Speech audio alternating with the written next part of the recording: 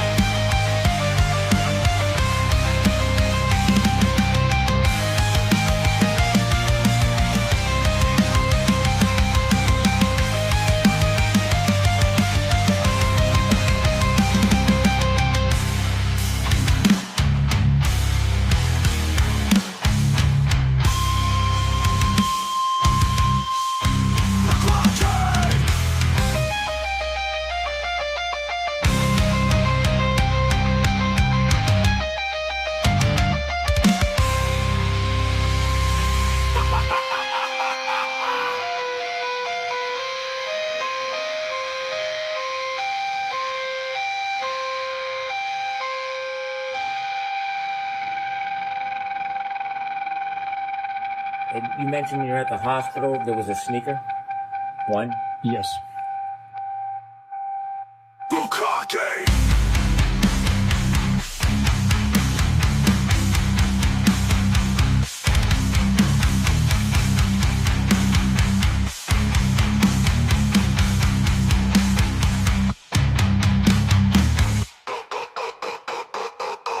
Bukake!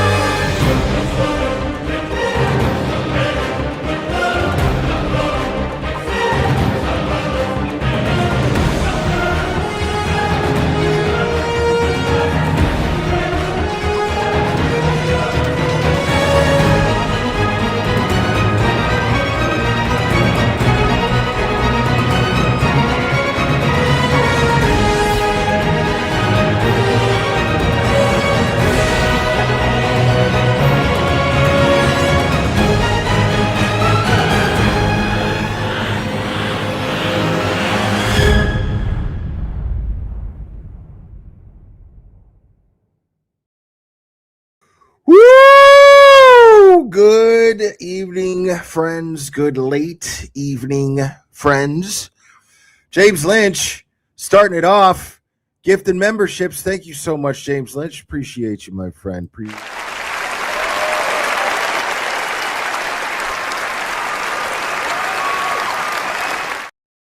I am very happy to hang out with you guys. It's going to be a small crowd, obviously, I see tonight, which is fine because, again, just like last night, I didn't really have anything to talk about. The fact of the matter is I went to the gym kind of late. I took some new pre-workout that I'm not used to, and I am jacked to the tents.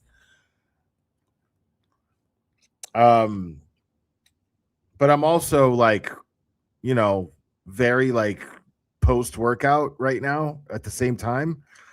So I'm like, again, feeling like Danny, man. Just feel like hanging out, Feel like just chilling, hanging out, hit them goals. Yeah, I just feel like, kicking it, man. Until I get tired. We'll see what the natural progression of conversation turns out to be. If there is one, it may not, and I just might end this and just delete it and not give a shit, and But we're here right now. We'll see what happens. I didn't get to catch all of Aiden's live. I like to listen to music when I'm at the gym.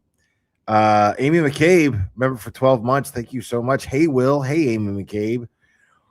So yeah, I like to listen to music, and I and it's yeah, I'm going through that the calorie deficit thing. But it's funny because I've been going really, really hard with setting up the apartment and going to the gym. I haven't slacked at all on going to the gym. As a matter of fact, I've been going more often simply because this gym is closer to me than where I moved from. And so I'm doing that a lot more. And the trails that I walk Clubber, and I'm sorry that I don't get to stream them all, guys, because they just drop. And so I don't know what to do about that right now. But the walks with Clubber are incredible and incredibly therapeutic as well. And I find myself just I walk him through there easy. Clubber walks. Clubber alone, not just me, but Clubber alone walks a minimum of 3 miles a day. He gets plenty of exercise. He is worn the fuck out right now. He's laying on the couch. He's staring at me. He's just, but he's very, very happy and he's very, very relaxed. And he's feeling better. Which I know some of you are aware that he, started getting to licking something on one of our walks that probably shouldn't have, and had a little bit of a stomach irritation there, but he seems okay now. And Drago is up in his cat tree right now. Yeah, I'm just wide awake right now because this is what happened. Is today, I woke up and I got the stuff. I got some stuff that I was waiting for. And what's up, Mazza? Watching old school WWE from 2002. No one judged me. Thank you. Ain't nobody judging you, man. This Attitude Era. It's wonderful. But damn, Mazda distracted me. Now I don't even know where the fuck I was. What I was talking about. Oh yeah. So yeah, I ended up I woke up, and some stuff that I've been expecting got here, so that was something to do. And I was really planning on doing that. And I walked Clubber, and I walked Clubber for a long time, and then I came back here and I made an egg white omelet with like slices of turkey in it and just a little bit of blue cheese crumbles and some onion. And it was really delicious. And some creatine. I put creatine in the eggs. Then yeah, I then really, really got really tired. It all just hit me all at once. Because I've been going to bed and I've been sleeping okay. I've been going to bed at decent hours for the most part, and I've been sleeping okay.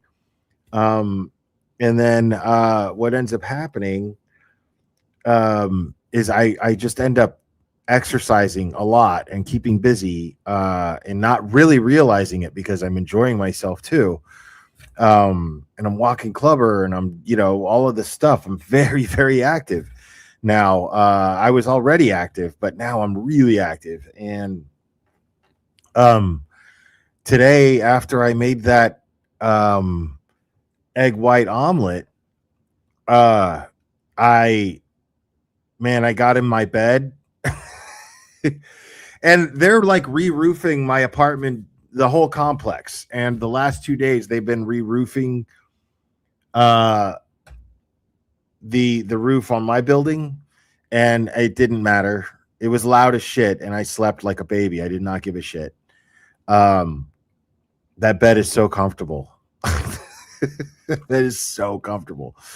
So yeah, I guess it just all caught up to me, and then I just passed out, and I just slept for like a good 3 hours today. And then I got up and walked Clubber again for a long time, and fed them, um, and then I went to the gym uh, and did legs, and walked even more. I always warm up. Like I'll take pre-workout, and while I'm waiting for it to hit me, it's about 30 minutes. So I'll walk about a mile at least around the track at the gym indoors. Um, and it's great. And then I did legs, and then came home and listened to Turtle Boy for a while, uh, and texted with a friend, and that was it. Just yeah. And then I was like, yeah, you know what? I'm still kind of jacked from this pre-workout, so I don't, and I napped for so long, so let me just go live and see if anything snowballs as far as conversation and shit to talk about. ADHD in the making. Thank you so much, Claire Mazza. Have you watched 9.5 Weeks movie? Years ago, isn't that the one with Mickey Rourke, Kim Basinger, something like that? I didn't care for it much. It had a reputation for being like a really hot, steamy movie. And yeah, that's all I know about it. I remember watching it, but not remembering anything about it. It wasn't memorable at all.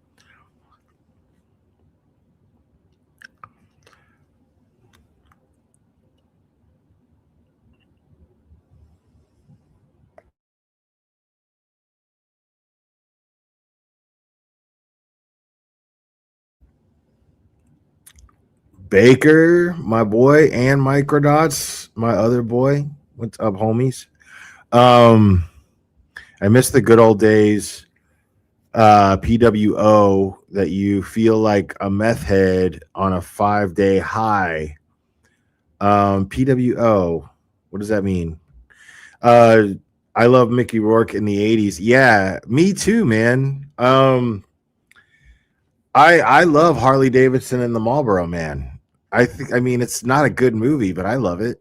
It's a great movie in my opinion. It's a lot of fun to watch. I hope they pre-workout. Okay.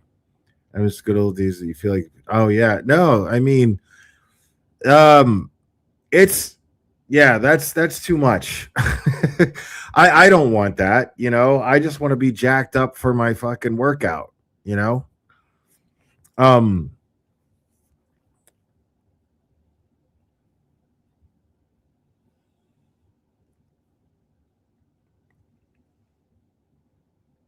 Rumblefish, Body Heat, yeah, man. Pope of Greenwich Village. Good shit, man. All good shit.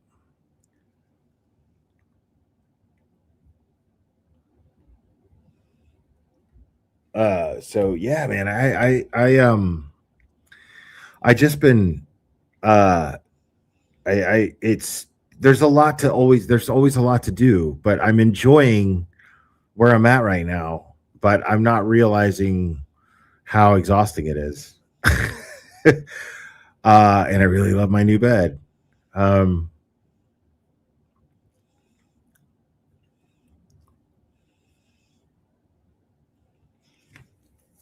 Sorry, I'm just looking for anything that's going to entertain us. Right now, I'm just live scrolling through the internet. It's basically what I'm doing. I have nothing profound to talk about at all. Um,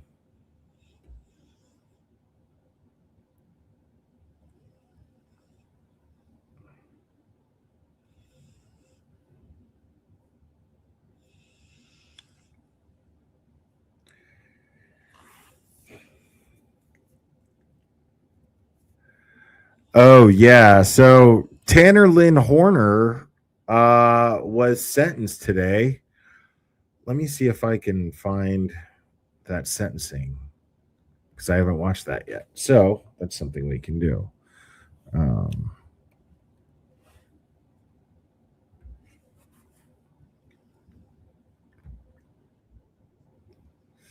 right.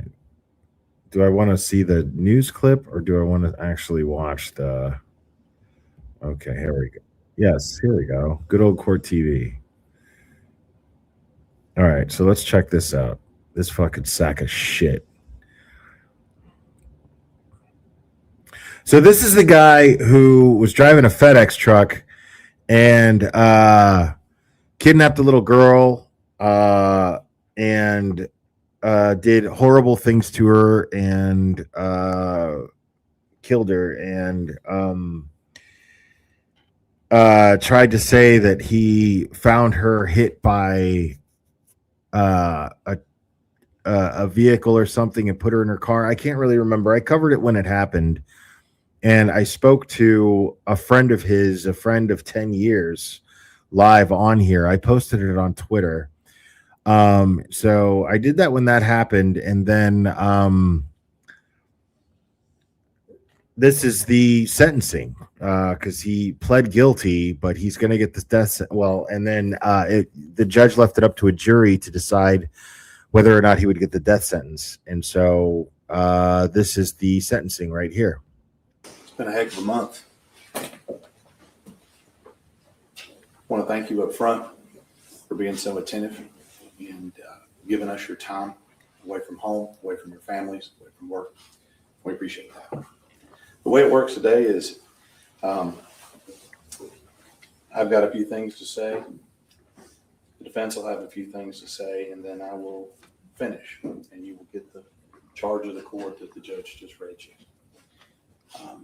I'm not going to go through all the evidence in the case. I don't have enough time. Yeah. Me an hour, and then I get. Listen, people, not every fucking stream that I do is going to be, giggles and laughter and jokes. You know what I mean? There's actually stuff that I do care about that that actually make me mad. And I did follow this. I did cover this when it happened. And I remember being very upset about it. So, and I haven't watched this yet. So, this is just very satisfying to me to get to finally see this. But I do think there are some things that are important. And this is the number one thing that I think is most important. This is what's most, this is why we're here. This picture sat in my office for months. And I looked at it every day. And it's a reminder on those days, why do I get up again? Why do I keep doing this? And this picture was taken, she didn't know she only had 4 days left to live. So that picture was taken. When that picture was taken, I Wait, didn't 1 second. know.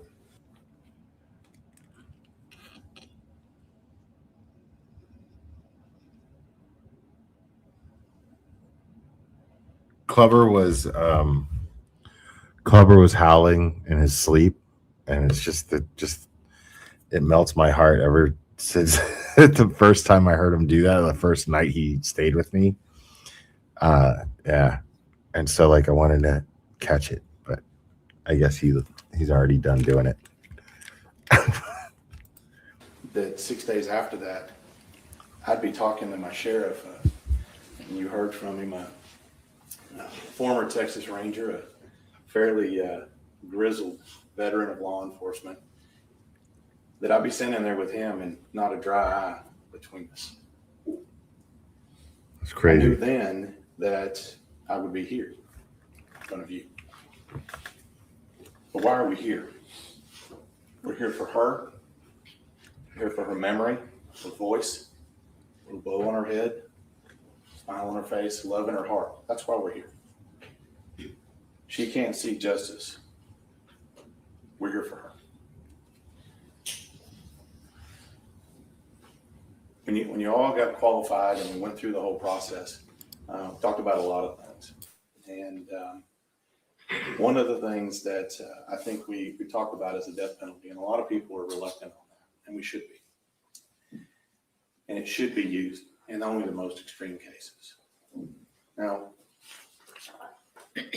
those cases, intentional, cold-blooded, planning, premeditation, victims that can't help themselves, children.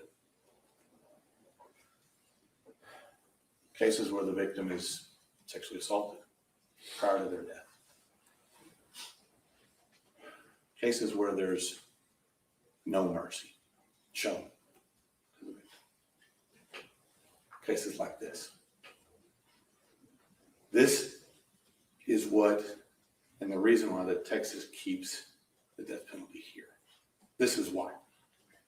This is the type of case. And I'm going to tell you, Tanner Horner is proof why parents hug their children a little tighter. He's proof of why. I absolutely remember thinking and saying at one point, I'm sure, that this is Texas. There's no way he's not getting the death penalty for this if he's found guilty. Like, there's no way. This is awful. This is like as heinous as it gets.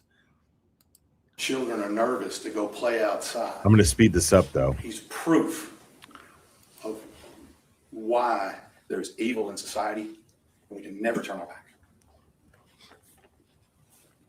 Now, 2015, May 23rd, Athena, she was born. 18 days from today, she turned 11. 18 days. If you remember on Oakland, we talked a lot about past tense. And I'm not even trying with the glasses anymore because my eyes are smoked after this trial. We talked a lot about would. We talked about past tense. And I think it's important. We've heard a lot about people's past, but I think it's important to talk about what would have been. Charlie, shut the fuck up. I'll post the number when I'm ready to fucking take calls. When we talk about Athena, I feel like we want to talk about when she would have graduated. She would have been a Paradise Panther class of 2033. She would have celebrated her birthday party in 18 days. And I can promise you, there would have been an overload of pink. That's all wood. Okay. The other questions we look at is the future. We look at, when you look at it, you ask yourself, who would she marry? Who would be her first boyfriend? Real boyfriend. Some things that I thought about is what kind of shoes would she wear under a wedding dress? Now this is fascinating because I know that I have never ever covered an attorney giving an argument as to like convincing a jury to sentence this man to death. I've never covered a jury sentencing before, much less capital punishment. So it's fascinating to me to see, because basically this guy's job right now is to convince a jury of Tanner Horner's peers why they should decide to take his life. So not only is his life in their hands right now, but this guy's job is to push them towards that. Yeah, man, you need to kill this motherfucker. This dude needs to be put the fuck down. And he's doing it. He's excellent at his craft. It's a fascinating thing to watch right now because I've never seen it before. So to listen to him argue this, and it's not an argument because I don't think that I don't know if anybody is, it just seems to me like that's it, I don't think his attorney is putting up some sort of speech or argument here. It doesn't seem that way. So it is a heavy burden, Madam Mayhem. It is absolutely a heavy burden. This is why it's so fascinating to me, because now I'm seeing like this man's job is to this is why you should put this fucker down like a dog, and he's doing a great job because he's like, this is like capital punishment is for the most extreme cases. And he's absolutely painting the picture as to how this is and should be considered a most extreme case. No doubt about that whatsoever.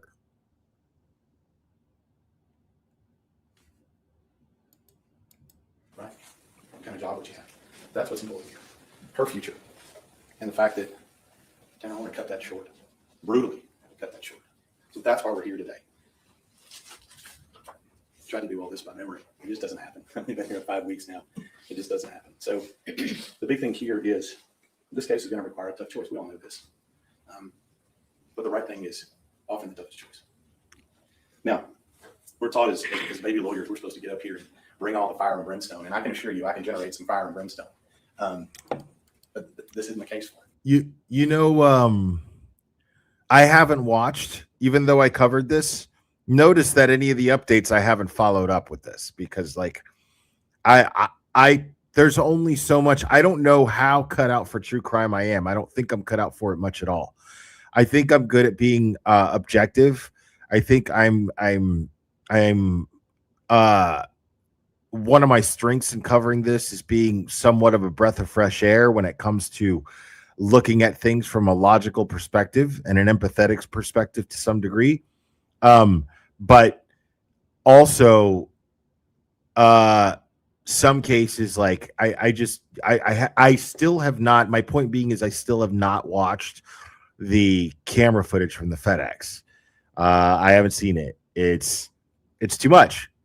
And I might at some point bring myself to watch it, but, I know what happened. It's terrible. But this is something that brings me satisfaction. I can't do any more or say anything more. And here's the thing is also, it's like, it's really interesting because, real life isn't like the movies, man,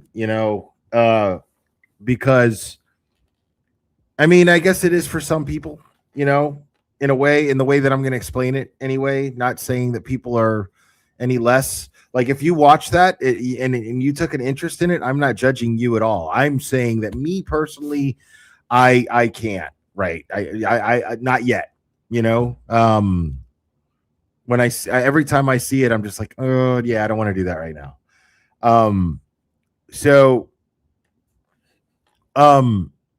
But like, let me give you an example, just give you some context of where my mind frame is right now. It's like, there's the movie, The Girl with the Dragon Tattoo. Now, I never saw the original. I know there's a whole series of them from some other country. I'm not sure where that series is from. But David Fincher remade The Girl with the Dragon Tattoo, and Daniel Craig was in it, and there's a rape scene in that movie that is really, really, really difficult to watch.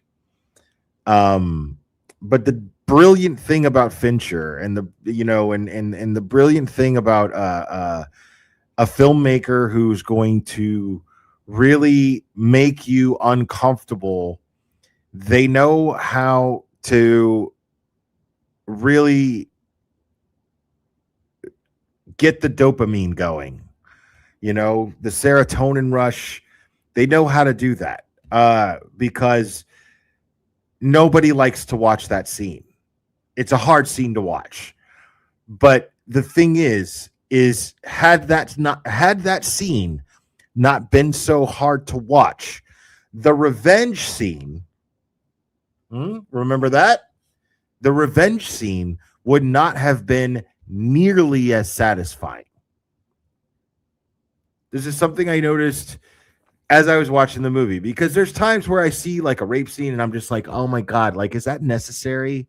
Like, why? What is? I remember a friend of mine, Bromar, actually, who recommended a movie to me called, well, I don't think he recommended it.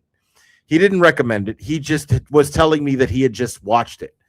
Have you seen Irreversible? Actually, no. He owned the movie and he lent it to me, and I never got around to watching it. I gave it back to him, but I never got around to watching it because what he told me was he was like, "There's like." He said something like a 17-minute rape scene in it.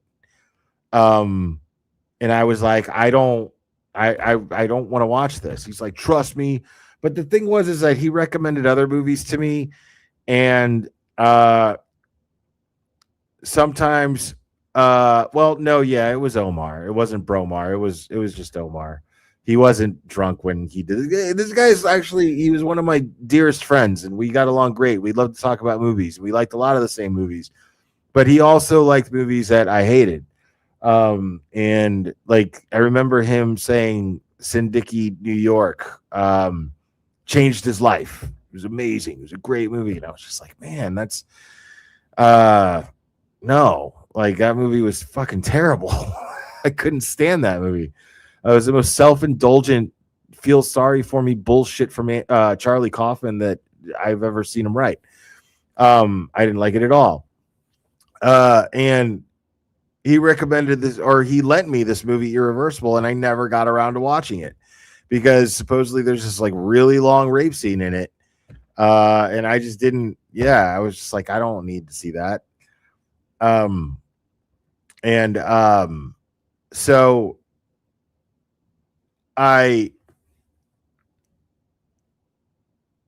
when you watch, like I said, the Girl with the Dragon Tattoo, the revenge scene is so much sweeter. It's so much better. You know, it's yes, get that motherfucker. I mean, she tattooed him. I mean, it was great, you know, because of you got a really strong picture painted for you by David Fincher of how much of a shitbag this guy was and how much he deserved this. So, you know, but this is the thing is that's a movie and it's fiction. And that's literally the only reason that anybody could even stomach watching it. This is like, you know, and maybe I was overthinking it, but I was just like, man, this is a little girl about to die, about to be, you know, violated in the worst possible way and, you know, brutalized. Just I couldn't. I was like, I don't want to see that, you know, even though it's not seeing the actual act, it's knowing that these are her last moments, and totally unsuspecting. And I don't want to. I have to really prepare myself when I'm going to watch that, you know, and I haven't gotten around to it.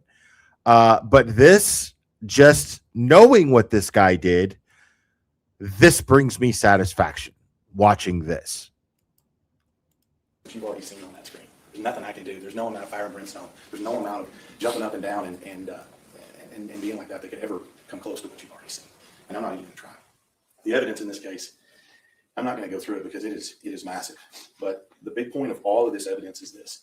If you start at the beginning, you know the facts. You heard the facts. When I came up here in opening, I told you I was going to put you as close as you could be to actually being there. And I did not lie. In this case, the evidence, you know, we talked about the worst of the worst in the cases that like this, cases that have planning or premeditation. Don't discount the fact that somebody decided to cover up the camera an hour before, 2 days in a row on exactly the same road with 2 different locations with 2 little girls that were there. You saw the videos. My suspicion is both Huffman girls would have been first. If the parents hadn't come out, they were first. Only when that didn't happen, then was second. So the evidence speaks for itself. You know, when we talk about planning, it's not all just pre-planning. It's the understanding of what you're going to do after. You know, for somebody that is having some form of catastrophe and inability to think or solve problems, out of all the random roads you could have chosen to go and sexually assault Athena, you drive right to it. You know the road, you know what's going on, you know the bumps, you know what's there. You don't pick some random road. You go to where you know it's secluded. That's planning. That's not somebody having a catastrophe and doesn't know where they are. Okay. So That's an excellent point. This guy is we know making what an excellent point. we know because you heard it. And we'll go through. I mean, it's just us kicking it, man. We'll once this is done, we'll go through the conversation that I had with his homeboy. The guy was really credible. Like, he was really credible. You could tell. And he he was actually, it was a really cool conversation. I remember enjoying the conversation, but I haven't like rewatched it. So we'll go check that out as soon as this is done. Because I want to hear I want to hear that from the perspective of a guy who just got sentenced to death. You know what I mean? Knowing that from the perspective of knowing that he just got sentenced to death.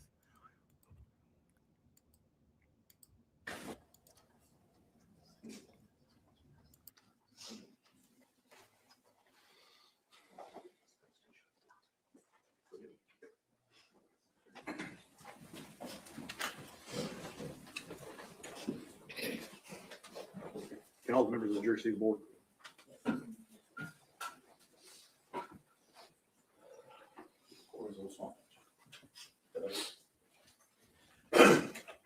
We know what he wants, All right. and we know what's coming. Now, I don't know if they're going to play the video. Maybe this is the time I watch it.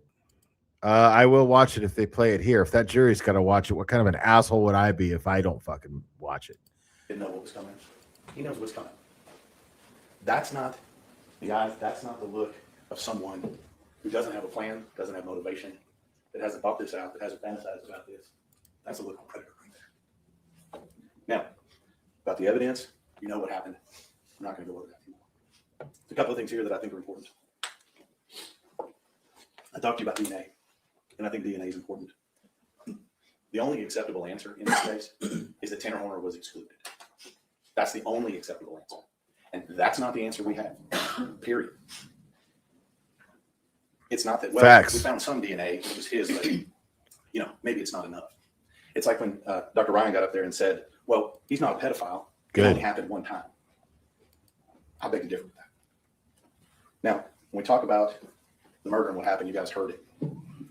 And I don't want anybody to ever forget what kind of warrior that little girl was.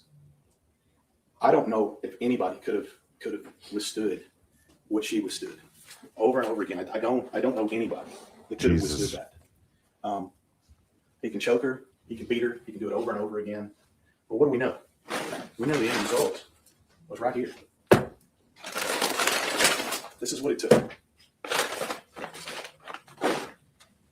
That's what it took to beat the life out of her. And I think that is key to this entire case.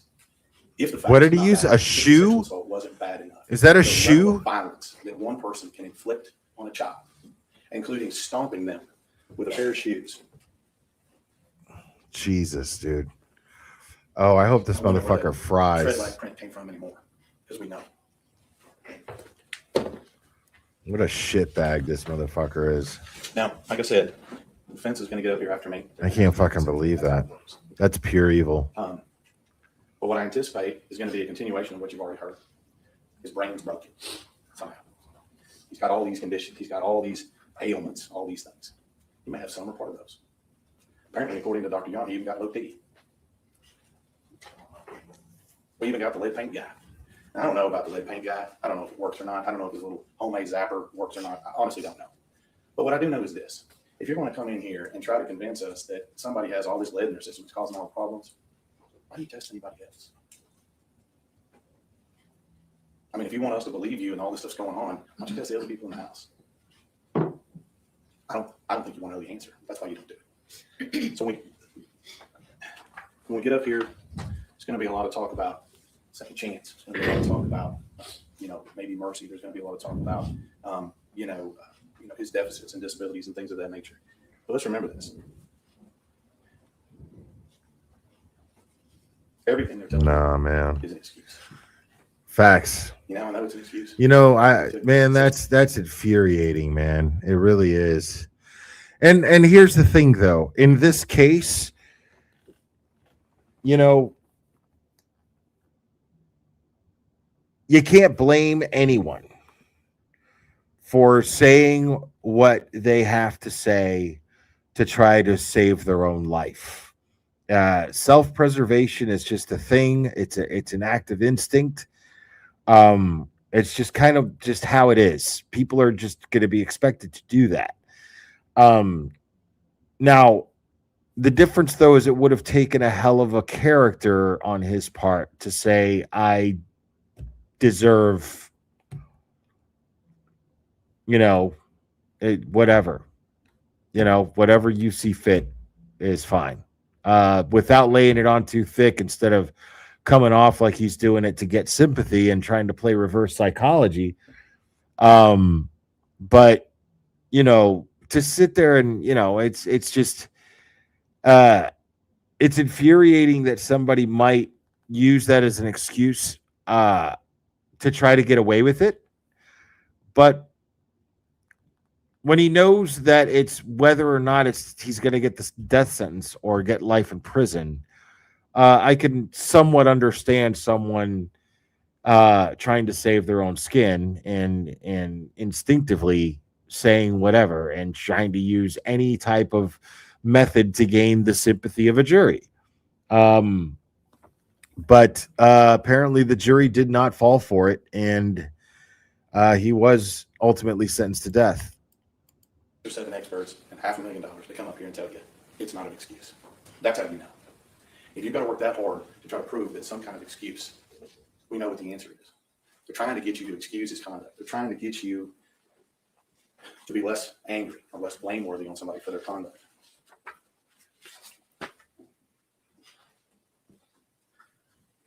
If I submit to you the truth, the facts and circumstances are what's most important. What he did is most important. Now, in looking at all of this, if you want mercy and you want somebody to consider giving you life when you gave no life here, when you gave no mercy here, what does it start with? I like to think it starts with the truth. I like to think it starts with not lying. I like things to start with, if you have experts and you're being interviewed, not continuing to fabricate stories, not continuing to lie to you, not continuing to try to cover, not continue to try to shade this or change the narrative. I think that the difference between wanting mercy and earning it are two separate things. So now,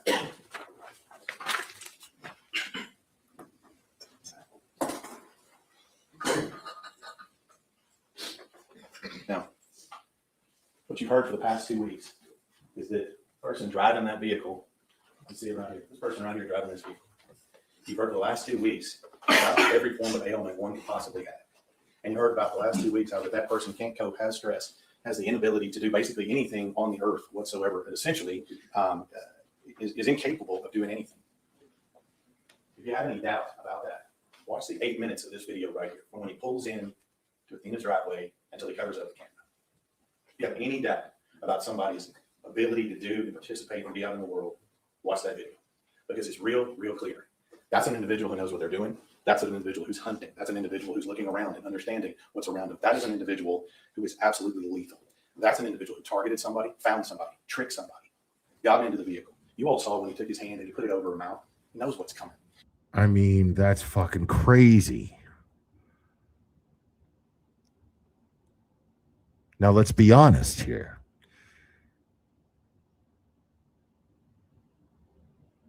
This guy probably fantasized about doing something like this for a long time. On his route, looking, keeping his eyes peeled for an opportunity such as the one that he got and saw with this poor little girl.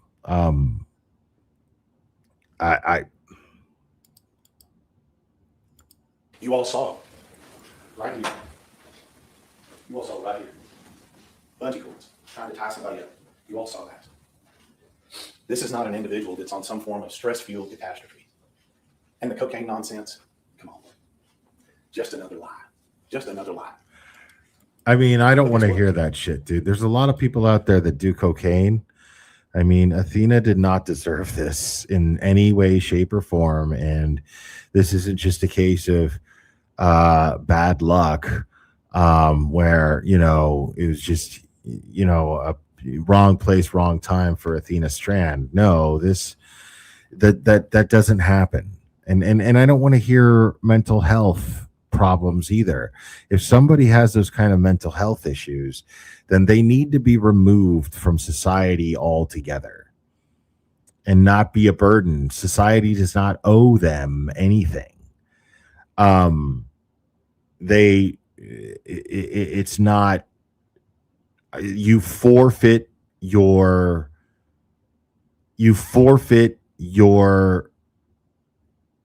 trust with society. You forfeit it when you do something like this. You don't get to share the same environment that I do, because I'm doing everything in my life to bring positivity, to contribute. That is a vampire. That's a virus. That's something that needs to be eliminated. And I'm not saying necessarily give him this death sentence. The way that I feel about the death sentence is whatever, so be it. I love the idea of a jury of a jury sentencing. I love that. Because, you know, these are the people who get to decide. Does this guy get to like be and share the same air with that I do? Or that somebody that I know who's in prison for some bullshit, you know, somebody that I know who's in prison that takes accountability for what they've done and they're taking it and they're actually trying to rehabilitate themselves. A guy like that getting to be in the no, you know?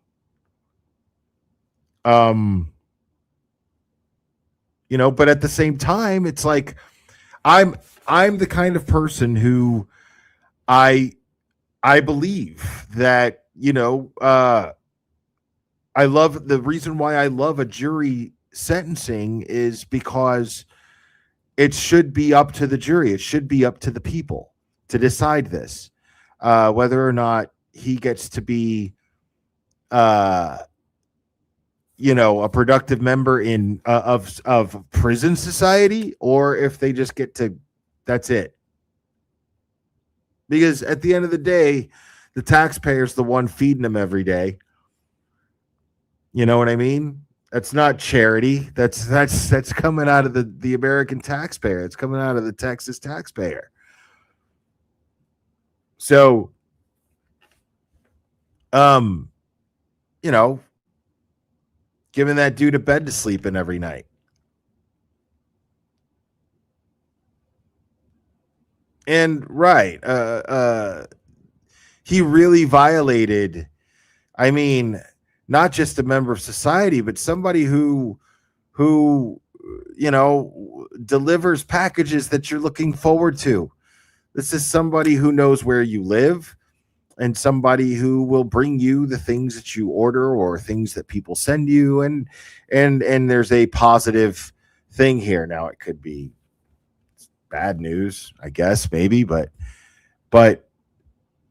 this is a trusted member of society where, you know, he knows where you live and delivers packages and knows where your packages are coming from. And, you know, this is somebody you're supposed to be able to trust.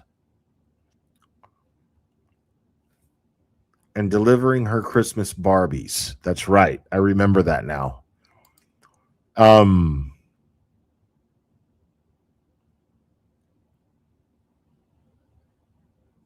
Yeah. Horrible. When you know that you've been caught covering up the camera, when you know you've been caught, what do? I'm actually the kind of guy who believes that whatever that jury would have decided would have been fine. it would have been absolutely fine. I would have respected their decision. Because I have no desire to decide whether or not somebody gets to live or die. I don't like having that kind of, I don't like that. So, but I'll tell you, I trust that there's a lot of people out there just like me, and I'm trusting that there was quite a few people on that jury who felt the same way. But felt like this is a guy you can't have this guy walking around, and you're probably doing him a favor, putting him out of his misery. Because God help anybody who's walking around every day with the capability of that shit in their mind. I mean, if I'm going to feel any empathy for somebody like that, it's going to be to that degree and that degree alone, nothing further. I can't really bring myself to that, but if I can bring any empathy, if I could feel any empathy for someone who thinks to that level, I'd have to, just try to imagine how much torture it is to have to live with something like that possessing your mind and when it's wrong. So, but I don't think probably doing him a favor. What's happening in this case? Lie upon lie upon lie. This person driving this vehicle, cool, calm, and obviously, lethal. So, are you going to believe what you hear up here, that this person is basically can't even get up in the morning? Or are you going to believe your eyes and what you see and hear?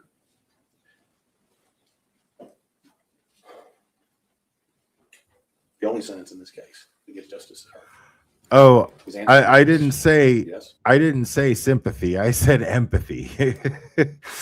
There's a difference, big difference actually. No, I don't feel sympathy for him. I think, like I said, I'm a so be it kind of guy. You know what I mean? I'm just saying he's probably being put out of his misery. God knows what it feels like. To have to live with shit like that in your mind where it's wrong. Everybody wants to be good. That's why they lie. That's why they lie about being good. That's why they try to justify everything they do. Because they want to be, they deep down want to be good. So they'll lie and deceive themselves to believe that they are. And like I've said many, many times, man, Hitler thought he was saving the world. You know what I mean? No. Thank you, Judge. Let's go.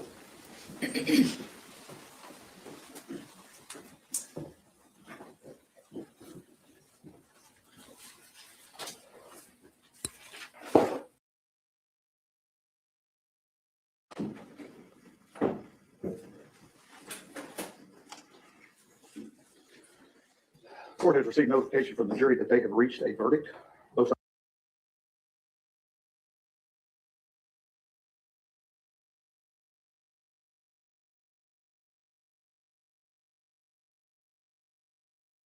It's been a heck of a month. I want to thank you up front for being. Kind of go with the flow, not. No, in your experience with Tanner, was he ever violent? No, not at all. And to your knowledge, was Tanner ever on medication? He wasn't, but that was because he didn't have the resources to start to get on medication. And before.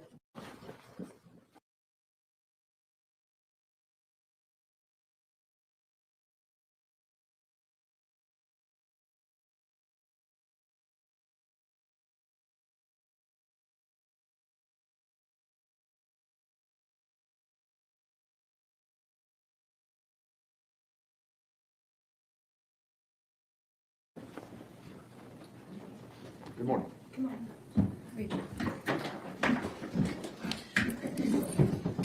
You raise your right hand. Will you solemnly you swear or affirm testimony given this cause to be the whole truth and nothing but the truth, so help you God? Okay.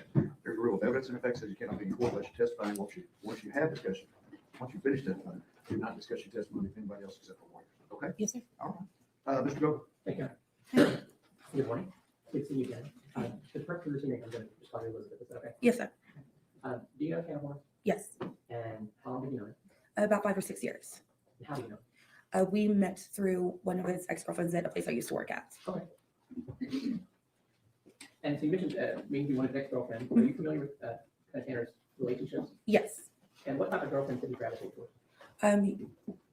Yeah, very controlling women who treated him badly, I guess would be the most polite way to say it. Would you consider Tanner to be a leader or a follower? A follower. He's more just a go with the flow, not one to always just sit there and take control. It's easier just to go along with the flow than to go against it. And did you have an opportunity to see Tanner in social settings? And if so, how He would more kept to himself. He would have the social anxiety, so he would kind of go into himself. He would get really quiet, and he would just lack some certain social skills. So he would just keep to himself a lot of the time. And you talking about lacking social skills. Can you tell us what that looked like? Just it's kind of like I was just kind of just feeling awkward whenever there's a bunch of people around, and not. Sorry, it's kind of like how I am right now. It's kind of just feeling awkward. It's just not sure what to say, not sure how to initiate the conversations and stuff. Not really having a fully outgoing personality. You just don't want to say the wrong thing and just make the wrong people upset. So kind of like being in the spotlight all the time. He was a quiet man, Oh yeah. Now, and you were able to observe other preferred to keep to himself. people, did other people pick up on his social awkwardness? Yes, a lot of people took it the wrong way. They thought that he would come across as a lot of people didn't like him at first. They thought that he was just kind of rude and standoffish. But then once they got to actually know him, then they're like, that's just him. You actually have to give him an opportunity to open up, and then you see that he's fine. What were Tanner's interests as far as you know? Definitely music. He loved to play the guitar. He liked to sing as well. One of his favorite bands were Linkin Park. He enjoyed video games. He did like reading as well. Mostly talking about babies and music for sure. Now, in your experience with Tanner, was he ever violent? No, not at all. Did Tanner have friends? Yes, not many. We shared the very few select friends. But in your observation and from your opinion, how do you feel about his friends? How did he feel about his friends? He absolutely adored his friends. He would do anything for them, and he did have some people take advantage of him because of that kindness. He would give somebody the shirt off of his back, but they wouldn't always do the same for him. Now, did he ever mention mental health or developmental issues to you? Yes, me and him talked about mental health a lot. And well, you talked about it, but did you ever observe any behaviors from Tanner that made you think he had mental health or developmental issues? Yes, whenever it would come to the short attention span with ADHD and with the anxiety as well in high stress situations. And what you talking about the short attention span? What, like ADHD? Oh yeah, Can you expand on that a ADHD. little bit? Yes, getting easily distracted, going off on a tangent, and just having your mind running a certain way, so where he would say something you would think it's completely random, but it's just the ADHD mind connects a lot of things really quickly, and it comes across to a lot of people's random. But that's just how. Did you ever see Tanner panic? Yes. What caused him Sometimes his women would push him to a certain point to where it feels like they would just try to make him crazy. One of his exes did something, and we got to see his reaction to it, and he's just grabbing the sides of his head, just trying to calm himself down, but just freaking out. So that was directed towards himself? It's mostly directed towards himself. He wouldn't when he was panicking, he wouldn't lash out at people. If anything, people would be trying to calm him down. He would actually pull himself away. And you talked about someone doing something intentionally to him, but did it have to be something big or intentional? No, it can be the littlest of things. If let's say he can't find his favorite hat, he'll freak out and he'll just run around until he finds his hat. And you mentioned his anxiety a couple times. What sort of things would trigger that?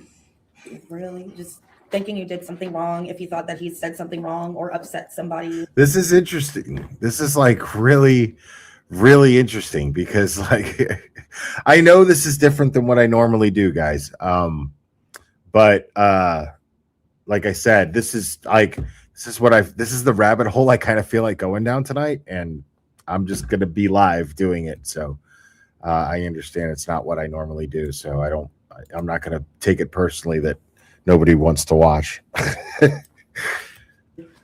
If something happened at work, something happened with one of his exes, it varies with everybody. Really. Did you ever believe that Tanner was depressed? Yes. And why is that? He's been through a lot, and I've seen him be put through a lot. That would make any normal person depressed. He's been cheated on. He's been let go from jobs. He's dealt with a lot. And to your knowledge, was Tanner ever on medication? I mean, right? Like, But that was because I- didn't have the reason. I mean, you know, if I had a friend who had those kind of problems to that degree, I don't know. I can't honestly say whether or not I would go to bat for them in a situation like this to save their life, you know? Because that's where it gets, where it gets complicated. It's a no-brainer, obviously, yeah, like I'm not going to testify on the person's behalf in a trial to decide whether or not they're innocent or guilty when the evidence clearly says that they're guilty. I'm going to be like, yeah, nah. I'll I don't know if I want to testify for the prosecution. That's my friend, but I'm definitely not sitting up there on the stand and going to bat for this person's character. No, not doing that. So, I mean, then again, like if it's a situation where there's like no evidence and it seems like they're being railroaded, then of course I'd be up there going, nah. Sure. But when it's a situation like this, dude, but when it comes to and that's in a trial, when it comes to sentencing, okay, I don't think I could do it. I maybe, I just don't have any friends that I can imagine. Like, I can't put one of my friends in that scenario. You know what I'm saying? Like, I can't, there's none of my friends that I can think of. So I don't know. I don't know if I would be friends with a guy like Tanner Horner in the first place, like before he did what he did. You know what I mean? So I can't put myself in that position. But I guess, it's her friend and she's trying to save his life. I get it. He didn't have the resources to start to get on medication. And it's a couple months before everything happened, he had actually started seeing someone. He had actually started to get on medication. He was on it for about, I want to say, maybe 2 to 3 weeks, but he was starting to get on medication.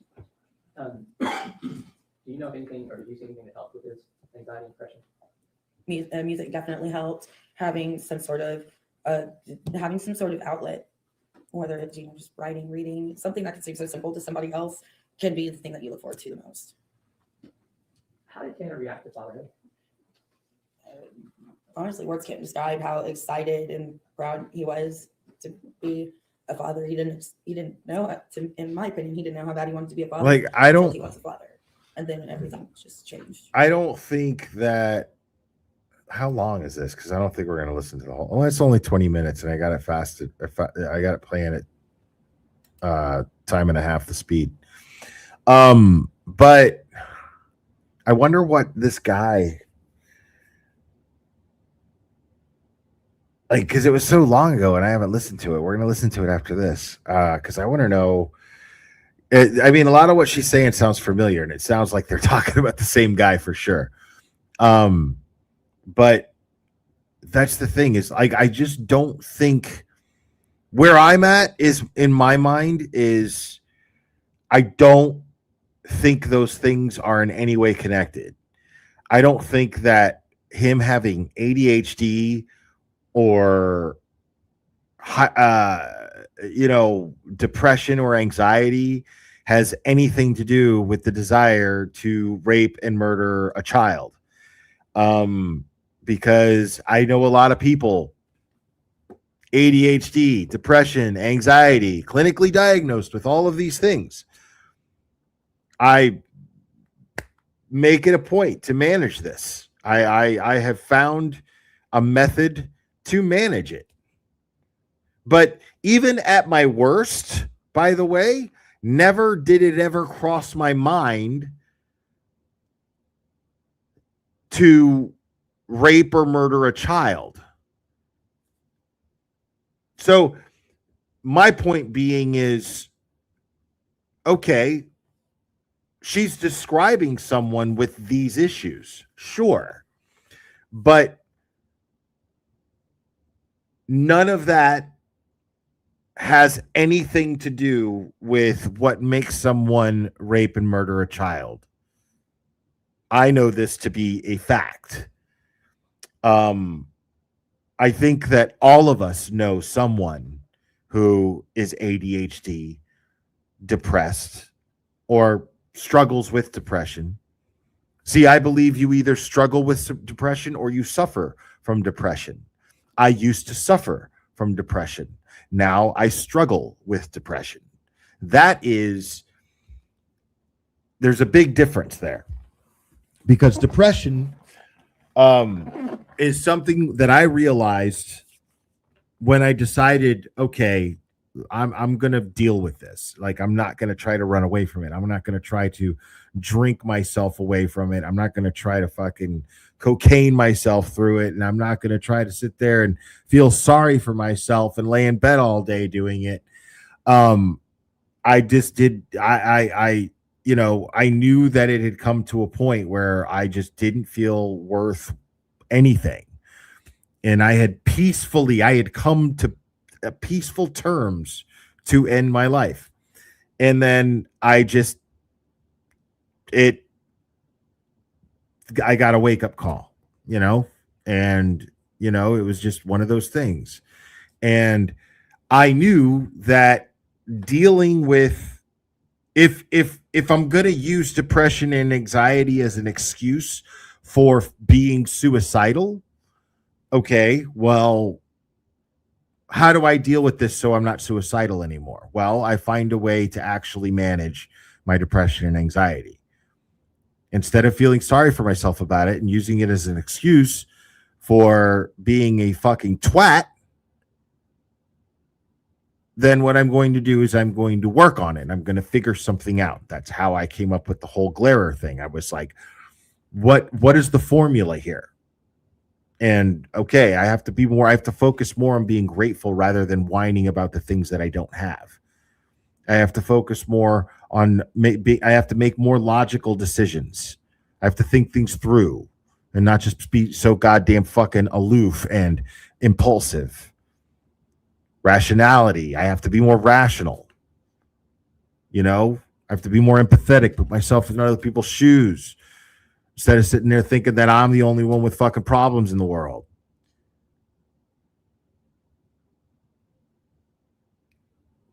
So on and so forth. Accept things. You got to just be accepting. There are some things that you're just going to have to be like, that shit just is, And it's not your problem to fucking fix it.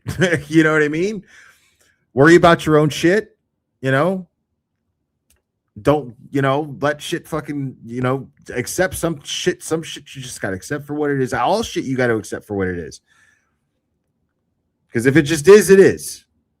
It's beyond your control. And most of the time, it's not your place to fucking control it. And these are little things that I have to these are things that I remind myself of. I could go on and on, but this is basically how I manage depression. And I exercise a lot. Exercise is the ultimate shit. Loving Clubber and Drago, caring for them, incredibly therapeutic. Just caring for them and making sure that they're okay. Living my life to getting pleasure from feeding them, walking him, playing with Drago, taking pictures of them, all of that shit. And all of these things are extremely therapeutic.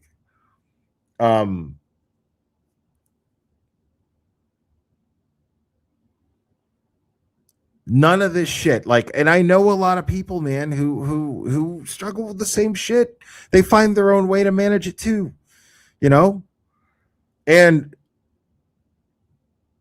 sometimes, you know, if medication's your thing, then right on. If it helps, cool. But the thing is if I take medication to manage my depression and anxiety, I wouldn't be the guy that's sitting in front of you right now.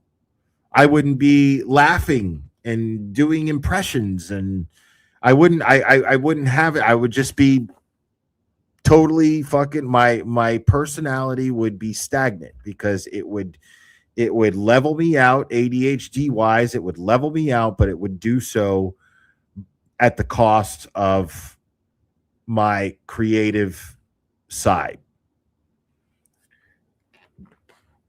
So I found my own personal means to manage this. So this is the thing, is there's no fucking way that you're going to tell me, a guy like me, that any of this shit fucking matters when it comes to him raping and killing a child. I don't want to hear that shit.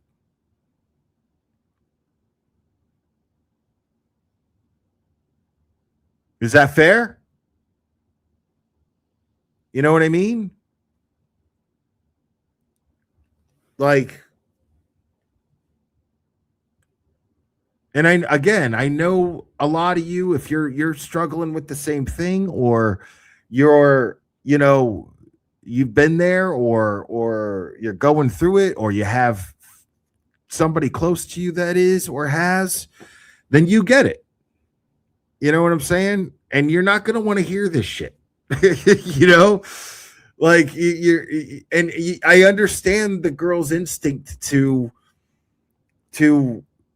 try to go to bat for her friend, just to take a swing to try to save his life. I get it. You know, it's a good friend. And the way she was talking, she was like, nobody ever fucking went to bat for this guy.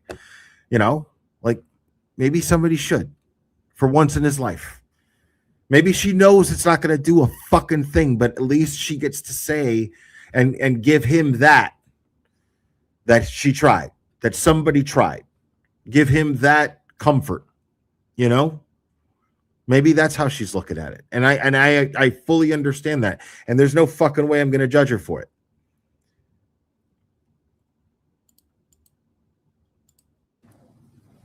So without telling me what he said, did Tanner ever speak to you about his parents? Yes. Did he ever talk to you about aspiring to be a better parent to his son? Yes, but he wouldn't. But it wasn't a conversation that came up much. It was something that he didn't always like to talk about.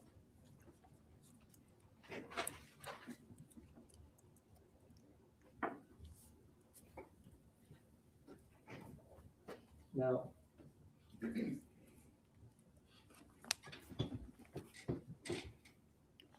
In this case, you're aware that Tanner has pled guilty to kidnapping and murdering Athena Strang. Yes.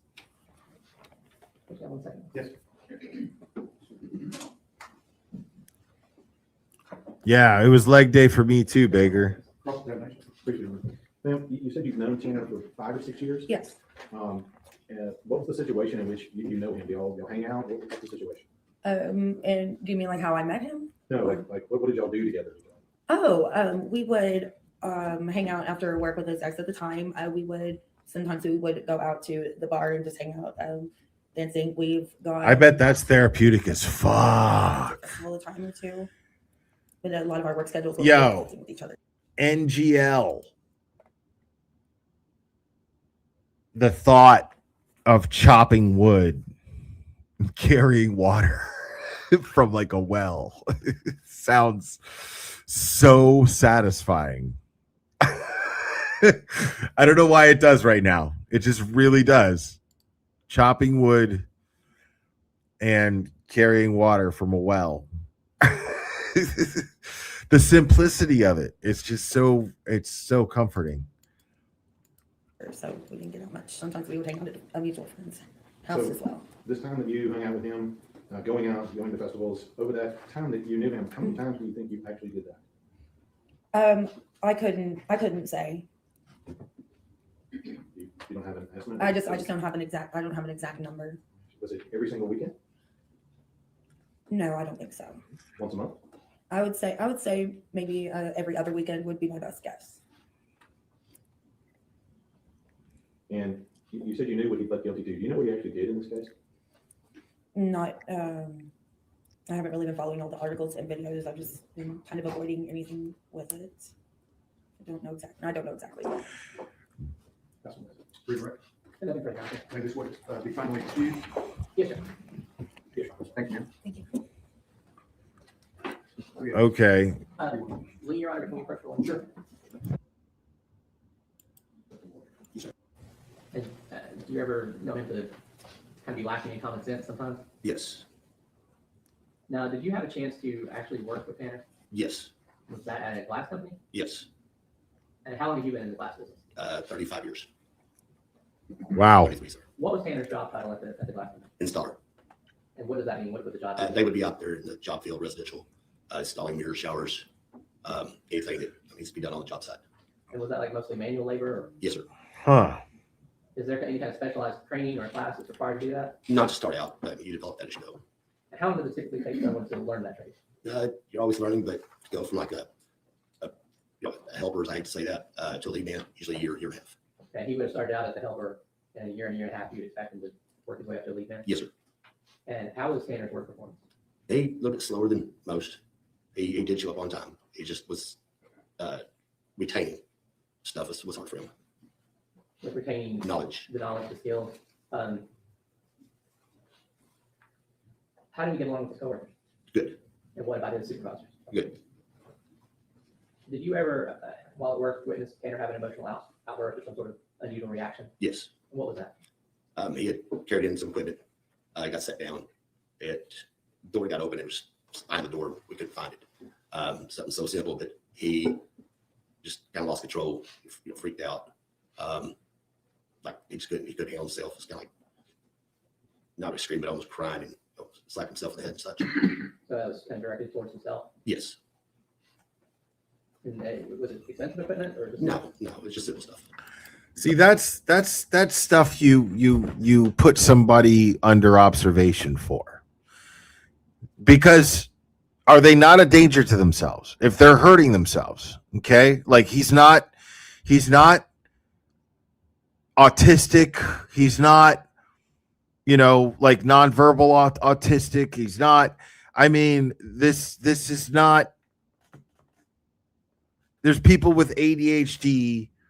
Okay. Like I don't do that. You know what I'm saying? I don't sit there and fucking get angry and hit myself. I have, but when I was a child. So it's like the whole thing is when they 5150 you, right? When they Baker Act you, I don't know what they call it in Texas. When they section you,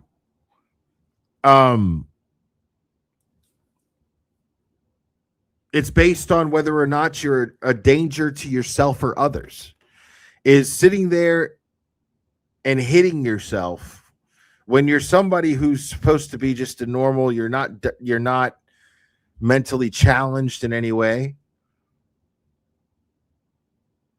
You're installing mirrors and glass. You're around dangerous. You could get really hurt doing that. Is it not a concern enough was no one concerned enough when this person would hurt themselves?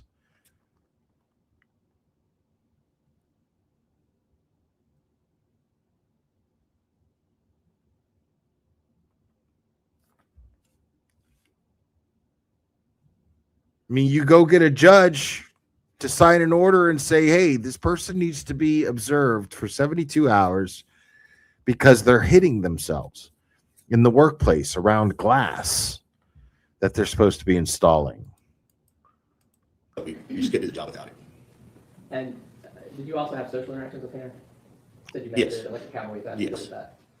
It's just a nightclub. And A did you have nightclub? chance to observe his interactions with people in that social setting? Yes, sir. Was that in any way unusual? Hadn't been, no. Was it easy for him to make friends? And you said he was a little awkward on jokes. Was there other awkwardness? No, it's just, I mean, he seemed like he could make friends. He didn't really go inside much. He more or less stayed outside. Smoking cigarettes and such. I get it, man. Dude, I get socially anxious as fuck. Dude, if you ever met me in Boston, you seen it? You seen it?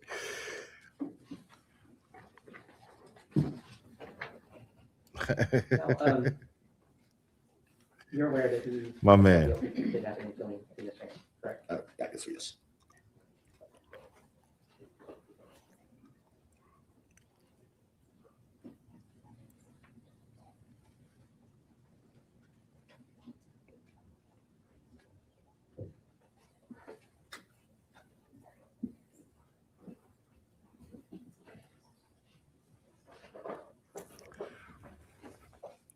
Yeah, this is the smallest crowd I've had in a long time, but I like it. Yes, Sean, thank you. I like it. I like the intimacy. It reminds me of the old days. You knew Tanner. Job Late offer, night. it was, So let's start. The only difference is I'm not drinking I wine. would say 2000. No, not 2000, sorry. 2019 is probably when I first met him. Last time I'd seen him would probably be right there around 2021, 22. And it was during that time that he worked for your business? Yes, sir. And how long did he work for your business? From November 20 to December 21. And at that time, he was a helper? Yes, sir. This wasn't the first helper you had that didn't get the job and you had to let go. Oh, no, there's been many. Oh yeah. 8:10 a.m. South Africa. Is that right, Brew? I don't know how to do a South African accent. Now, with regard to the social interaction, you said this was at a bar? Yes, sir. Okay. And how frequently would you see him at the bar? Maybe once every week or two. Now, at some point, Tanner told you he couldn't go to the bar anymore. Is that right? He may have, I don't remember. Did he tell you why he couldn't go to the bar? I don't remember the conversation. Brew. Did he have an altercation with the bouncer? No, he did Yeah, say, hearsay. Sustained. What did Tanner tell you? 1211 in Wyoming. Hearsay.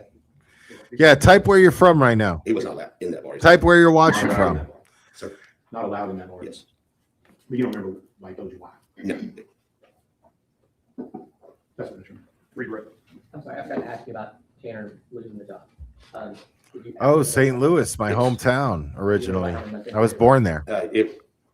We told him just because he wasn't catching on, but the homeowner was present when he lost control of himself.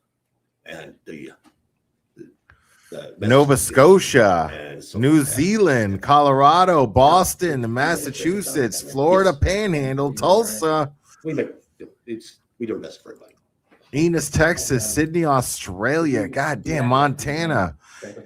Yo, this is a melting pot tonight. Grand Prairie, Alberta, Canada, Galveston. Hold on, I gotta pause this. No. Well, actually, let's just get out of Thanks, sir. it. Appreciate you coming.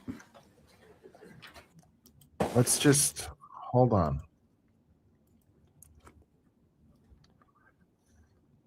I'm gonna go through these, but I gotta get out of this, and I know I'm missing people typing their shit in here.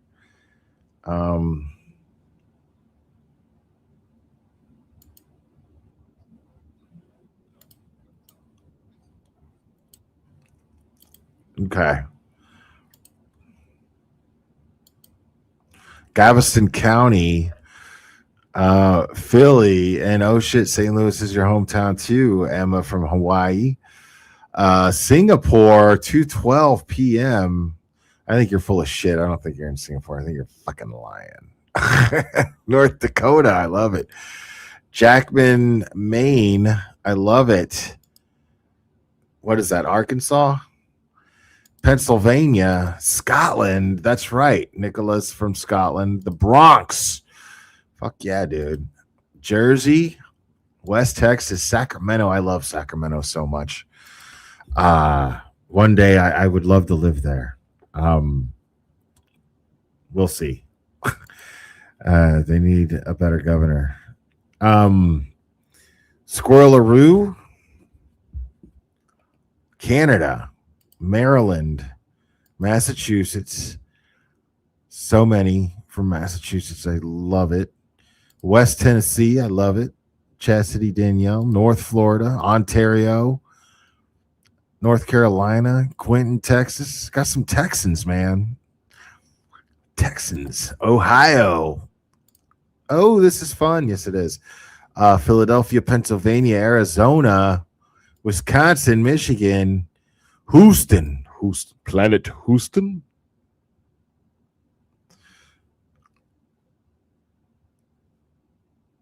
Are you from the planet Houston? Wedge Held, Florida, Hudson Bay, Canada, Colorado, Jersey, Southwest Florida. So it's cool because there's people that are from different places that I've like places where I'm from too. Central Florida, Pennsylvania, Portugal. Wow. Farragut. That's not too far from me. Vegas, Wisconsin, North Carolina. I love it, man. Y'all are from all over tonight, man. That's dope. Small crowd, but a hell of a blend. It's fantastic. I'm really, really excited about it. So let's check this out here. In a house that's under construction, look at the shit in the window. Like, what are you doing, dude? And then you're like, put that shit out on YouTube, like as if you've got some sort of talent. Oh yeah, this is the guy's YouTube shit.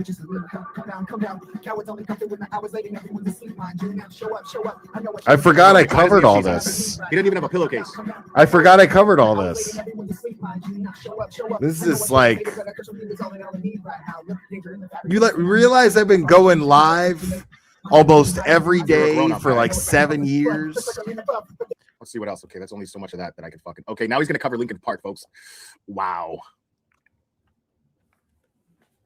Oh my god, dude, what the fuck is going on with his fucking place, bro? Dude, like that looks like the place of a child killer. That's, I mean, if you ask me, picture a child killer's house, bro. I mean, realistically, I'd be like, well, it could look like anybody's house, but no, like, look at it. Like, if you were gonna write a movie, how would you describe a child killer's house? I would describe it to look exactly like this right here. What? Why does he have ripped up pages of magazines like fucking taped onto his fucking wall, bro?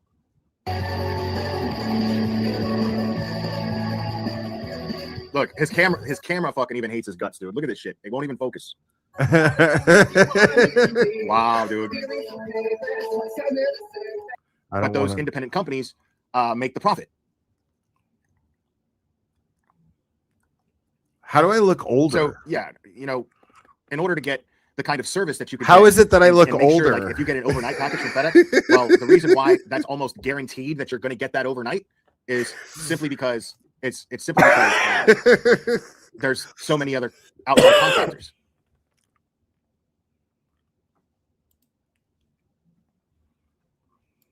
I don't understand the question, Tata Jedi.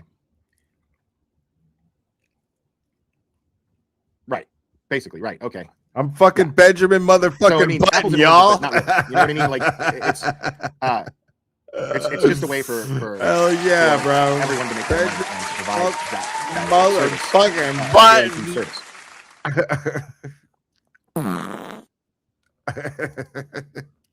Yeah, like nobody commented on this dude's shit. Like,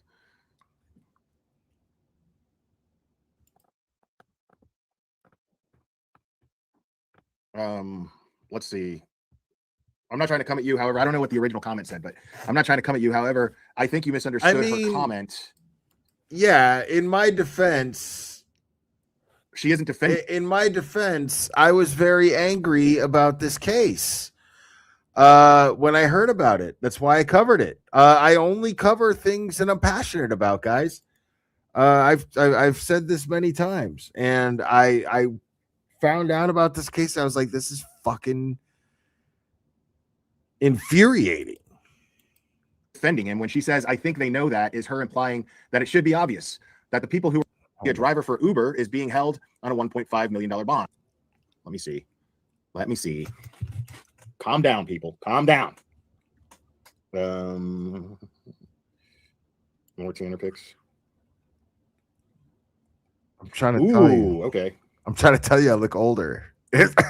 Yeah, I mean, this looks to me like It's really fucking weird.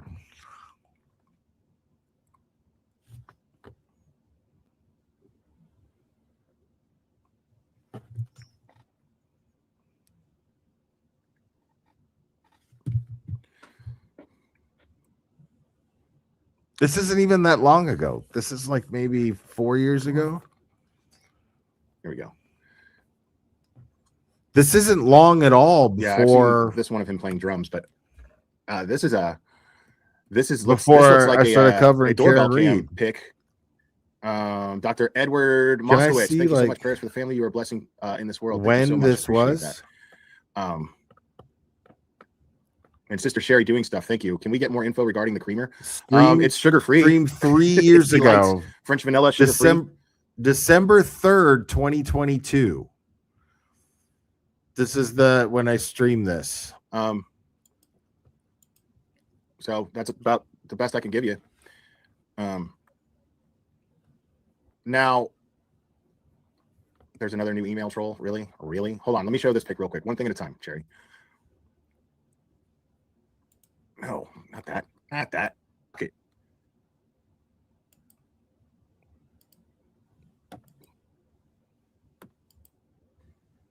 And that's not what I'm advocating for. I'm advocating if you have something to say, you can. Case proves. Hold on. Good morning, everybody. I hope everybody is doing great and fabulous this morning. So I got, yeah, this is where I was talking about the dude, So Claws and of then Cannabis. I'll drop a link in chat if you want to join me up here. Tell us a little bit about Tanner. is I mean, his I could do a whole homie. other live on this video. Is his homie, and he's like, yo, I know this guy. Like, so like, I'm like, yeah, I'll drop you a link and you can jump up and tell us about him. On this and the next video that she put out. But that's up to you. But Cherry says that you've been verified, so.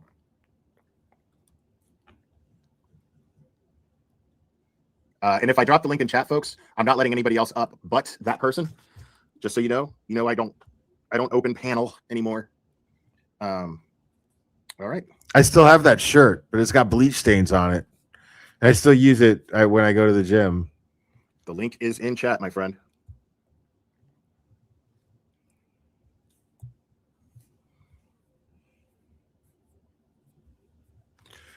That's probably true. I was probably Good morning. The camera drinking is very more low often frame. at Yes, that time. that is correct. We are on internet Wi-Fi. You know, the hotel Wi-Fi. It's never good enough to support. I've got my little box here, but it even being inside, it's got 5 bars on it. But even with it being inside, you know, I'll get that past. So we got 5 bars up at the top right there. I think from the hotspot. I used to cover that lady so much. Internet from the hotel, so you know, it may not really know. Giving us that information, and it's taking forever to hit. It's not letting me hit some stuff. So I think I'm just kind of screwed. Whether I'm on the Wi-Fi here at the now it pops up. Whether I'm on the Wi-Fi here at the hotel or on my hotspot. Out with like gear and stuff like that during that time. So Helped about with gear, like what? Like helping like a them move roadie. it? Oh, okay. Okay. Yeah. Like, did they have a lot of people coming to their shows or what? So you know, in a local scene like that, you're basically, you know, it's more of a connections game. Right. So some places are packed just because they're packed all the time, and then some places are more like they're going to see like the headliner or whatever. But usually it's like a place where there's already live music scheduled. They just bring in local bands. You know. Right. Right. And so where are you from? Tell us that. So I'm from West Fort Worth. Okay. Most people in the headlines read Lake Worth area. That's pretty much the area that I'm from. He lived actually in a segment between Lakeside and Lake Worth that's actually patrolled by Fort Worth. That's actually Fort Worth city limits. So he lived near Lake Worth, but he was in Fort Worth.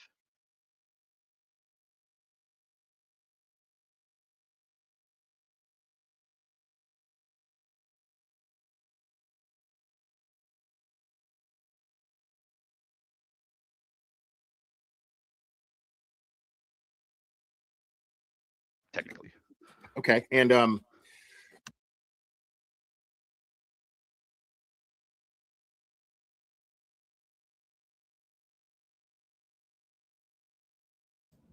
Oh, my bad. Thank you guys. Yeah, you could tell. I mean, I was I was not going to the gym much, I don't think, at that time. I went through phases where I was just get lazy about it. And probably just ended up drinking on benders from time to time. But I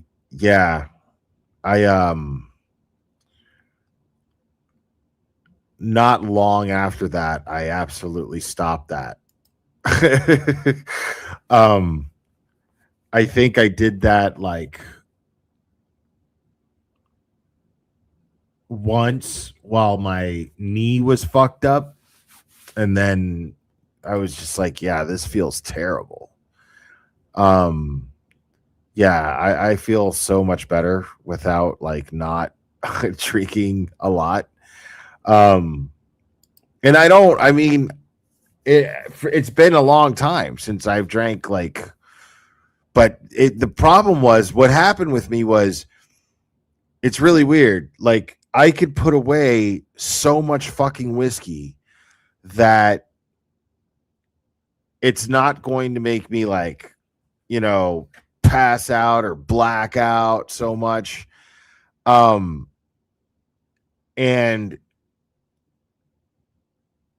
then I don't like it. There's no consequence. Like I don't drink too much and then throw up. You know what I mean?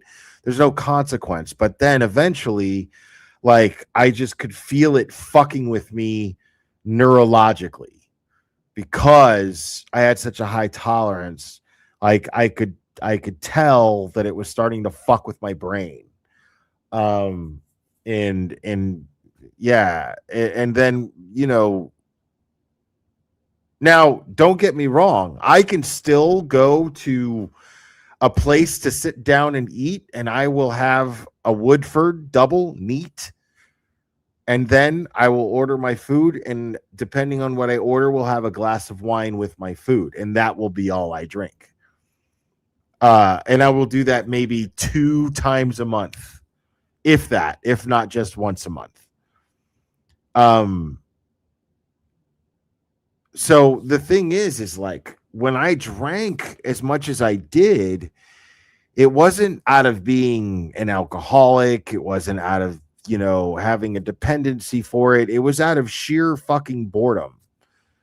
Every time that happened during COVID, I was at my best shape I've ever been since I was like 23, right before COVID. And then COVID happened, and then I was working at a gym where I was working out all the time, and I got the COVID thing happened. They shut down the gym. And we'd still go in there. We cleaned that place. Fucking, we were in there with fucking rags and the edges of the rags getting into like the wheel mechanisms of all the machines, just fucking like getting in there, getting everything, every crevice of that gym and every machine clean, disinfected, so that we could open as soon as possible. And then we got the fucking place clean, and then, you know, there was nothing to do but sit around and binge watch TV shows and drink a lot of wine and a lot of whiskey. That's totally what happened during COVID. It was wild.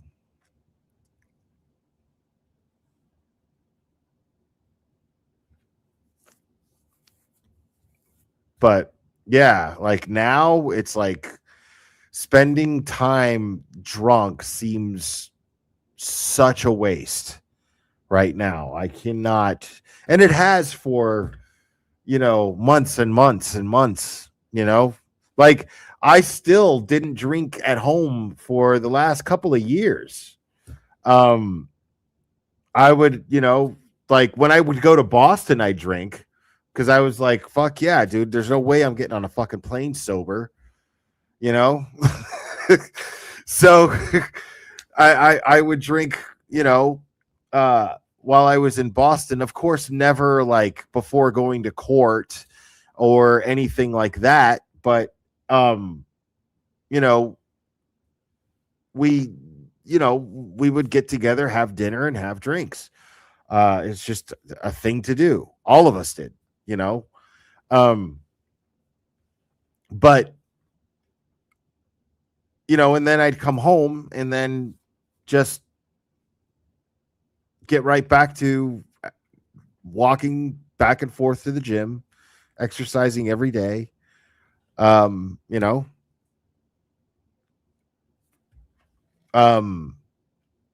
mean, my lifestyle right now isn't much different. It's just easier to do more of what I was already doing.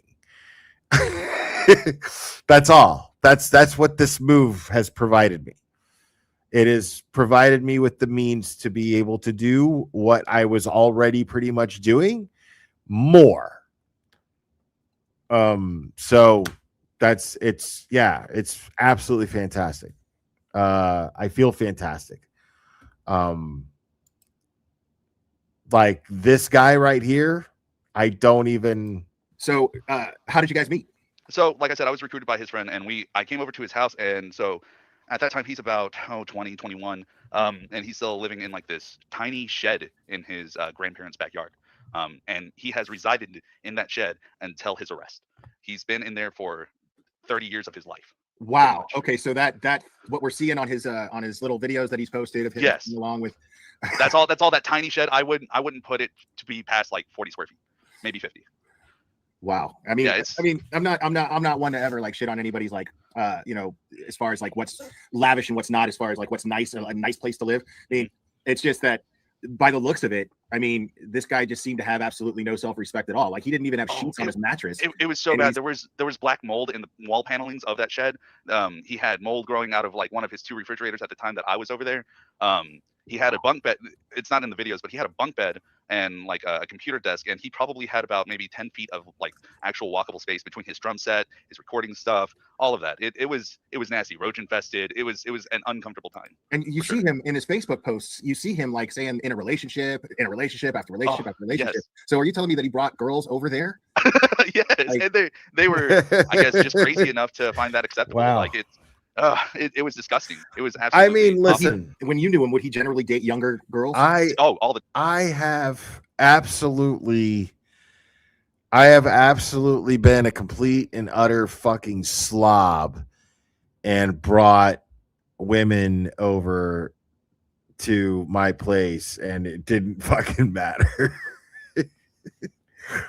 But I wasn't really like aiming too high, all the time. So but I have done that. I have been that guy and just fucking brought women over to just a sloppy ass fucking apartment or studio or whatever the fuck I was living out of. time, all the time. Like how young? Like what would be the age So difference? so Like, the average? biggest age difference was him being 22 and with a 14-year-old. Oh my god! Yes. And like Yeah. he was proud of it. Like he just quoted. No, he knew it was wrong. He knew. So let me tell you something about this guy. He has the biggest victim complex in the world. The first, all the guys like him do. Yeah. the very first thing he wants you to know about him whenever you're introduced to him, he will somehow, some way in the conversation, maybe 10, 20 sentences deep, he will let you know that he's autistic, as if that's like a precursor to like It's like a disclaimer to a shitty Yeah, behavior. exactly. Right. Exactly. I know the type. Yeah. And I mean, did he come off as autistic to you? I mean, I know you're probably not a mental health professional, neither am I, but I'm not all right. I'm not trying to get sob story over here, but like I'm kind of like in the same situation. I was raised by my grandparents, but I'm Oh my god, look at the love handles, bro. Holy shit. Look at the love handles, dude. Wow. Wow. actually grew up. I have a stable job. He was in FedEx and he was still in that little shed, bro. He was, he's making FedEx driver money, which is not bad. It's not great, but I have a good friend of mine that currently works for FedEx. I mean, it's enough to earn a living, Yeah, and he refused to take that like first step out. He never moved out of his house ever. Wow. So Do you know anything about his parents? Like, why was he living with his grandparents? So my interactions with his parents were very limited. I only saw his grandparents once. I never saw his mom or dad. Either it's like a separation issue or an abuse issue, something like that, where they take custody up or like a branch away from the regular family to keep like social and familial ties, but to keep them away from the abuser, something like that. I'm not quite so sure.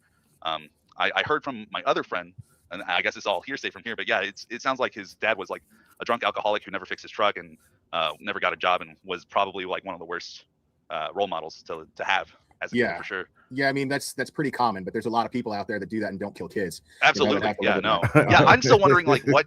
So okay, how I found out today was I went to my personal rehearsal studio this time, and my friends were there, and I walked in, and I was all jovial. I was like, "Hey, what's up?" And everyone just like is deadpanning me in the face. I'm like, "What's going on?" He's like, my friend. I don't want to name names because. Yeah, don't. Yeah, please don't actually. So my friend comes up to me and he's like, "You haven't seen the news?" I'm like, "No," and I'm usually on top of things. So I'm like, "What could be so drastic in the news that has you like so pale faced towards me?" And he's like, "You haven't heard about Tanner?" I'm like, I went up to him and I grabbed his collar and I was like, "What did Tanner do?" Because I literally thought like the vibes that I got to him or from him was that he would kill a bunch of people in a mass shooting and then do a suicide. Like he's got school shooter vibes for sure. Yeah, I mean, I've seen worse, but he's definitely got those vibes. The biggest vibe is suicide. Like that's the biggest vibe that I get from him. But like people like him, I don't associate with him anymore, and a lot of people that used to the also don't. The victim complex would dictate, or at least not dictate, but would indicate that he's more likely to hurt somebody else rather than himself. Absolutely, because it's not fair about his situation in life and right. Yes, and society must pay. Absolutely. So what about so here I've got this pulled up. I don't know if you can see the screen, but he had this baby. It looks like a beautiful baby girl. It looks like maybe a boy. It's a boy. It's a boy. And August 29th, 2021. So that was last year. Is that his kid? That is his kid. Okay. And it is with the mother. So. Now I can tell that I was not drinking on this stream. I'm drinking coffee. I'm fucking lit up on coffee. You could tell. And I'm also at 1.5 speed. Maybe it hits different when it's, you know what I mean? Never raised it in that environment that he was in. It is with the mother. Do you know anything about his role as a father? Was he did he pay child support? Was he So as far as I know, it was they were still in a relationship, but they didn't live together, and so the baby stayed at the mom's house. That is the last that I heard of it. They could have split up by, What's up, Scott Messerschmidt? And then, but as far as I know, he was still trying to quote unquote be a father. It was more show and tell than anything, really, whenever it came to raising. So right. So so you said you guys met when? Say that one more time. And so I would say we met in 2012. Okay. And I probably most likely was eating a lot of DoorDash. Just a lot of McDonald's, bro. For sure. Like right now, what's crazy is, I had, when I came back from the gym, I had a turkey sandwich on like 0 carb bread, which it doesn't really matter because like basically creatine is carbs, and I'm taking creatine every day to build muscle. So like it's it's really funny because like I'm trying not to eat those carbs, but like I'm trying to really keep my calories low and like burn more calories than I'm consuming right now and all through the month of May. And I mean, but I'm killing my fucking move goals, bro. Like, look at this shit, dude.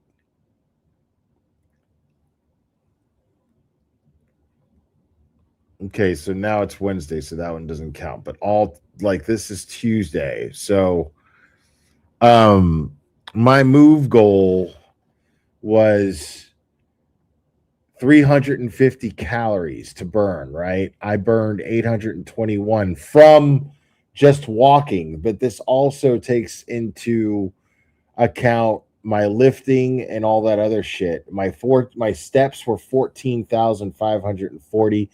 I walked a total of 7.46 miles. This was just yesterday. All my days are like this prior to today. So this is what I did all day today. Technically all day today. Well, technically all day yesterday, but what I mean is, and I haven't, so even though I took a 3-hour nap and I still went to the gym, and so I did, let's see, today I burned a total of 2,799 calories, and I probably consumed 1,000 calories the entire day. And I mean Monday, 19,173 steps, 8 miles. Clubber goes with me for a lot of this shit, dude. 12,823 steps, 5.67 miles, 13,899 steps. Day before that, yeah.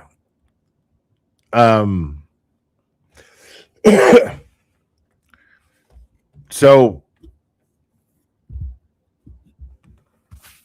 that's that's the idea right now. That's the idea. So but yeah, man.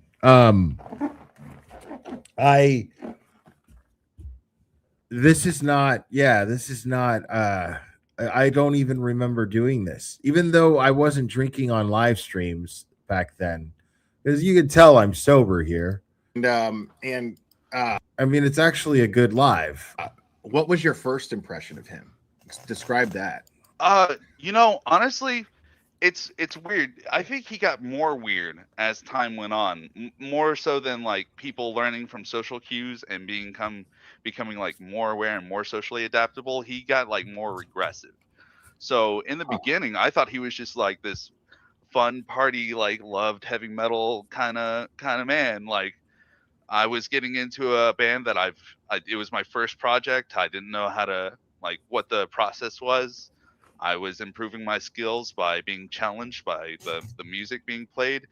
And like he honestly, at first glance, like he was just someone else, but as time went on and more relationships turned to failures, you could start to see like the red flags of like possessiveness and like a big thing that I noticed is like over the years is that he would have like thought intrusions where he would like blurt out some random thing that was in his head and then realize that it was inappropriate. So most of the times it was comments on younger women, teenagers, while he was The guy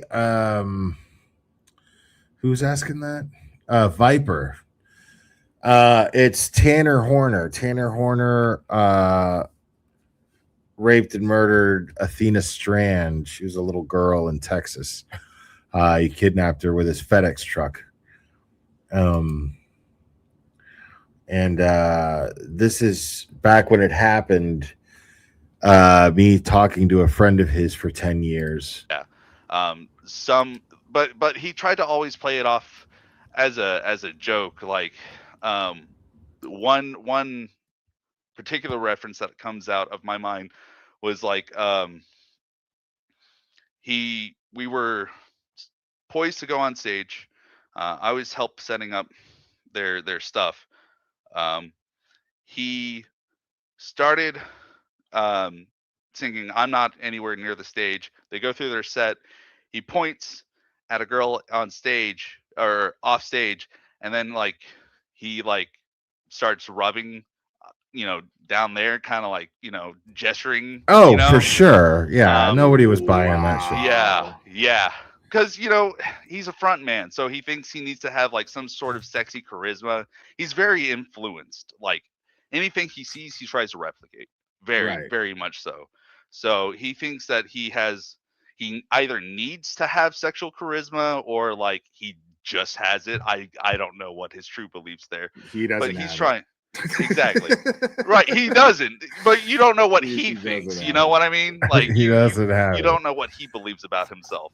Right. So it turns out like that girl had like 2 X's on her hands, and she's in a fucking establishment that sells liquor, and we all know what that fucking means. Right. Straight Like, edge. Means straight edge. Right. No, it means don't serve because she's underage. Oh, two because she had- X's on her hands. Yeah, Oh, yes. But Do not- also, yeah, in the music scene, in all fairness, because I Right, grew up in right, the music straight scene edge. too. And so Yeah. she was so put off that I physically like after like I traced my eyes with his finger down to the girl, like she left. She felt appalled and abhorrent to God. it. And I felt so bad that he just like ruined somebody's time. And like that's, you don't want that kind of like pressure on you, like especially if they're like pointing straight at you and there's only maybe 20 people in this place. It's You don't want to be in a band with a guy like that, man. I'm telling you right now. Now, luckily, like I've never even known any dudes like that. Like, and the thing is, in Miami there wasn't much of a scene, so there wasn't a lot out there, but there was nothing like that. I didn't know any frontmen like that, and but yeah, it's just a minimum standard. You don't want a guy like that in your band. You just don't. She it's just so came out awkward. to see a show, man. She just wanted to see a show. Mm-hmm. Like, oh my God. I mean, so you've known this guy for a good 10 years. And I mean, dude, like keep coming with the stories, man. All right, the very newest one that you're gonna find. Okay, all right. So he has not been a FedEx driver for long. Don't let this guy. Don't let it get twisted. He's been doing this for maybe a year and a half total.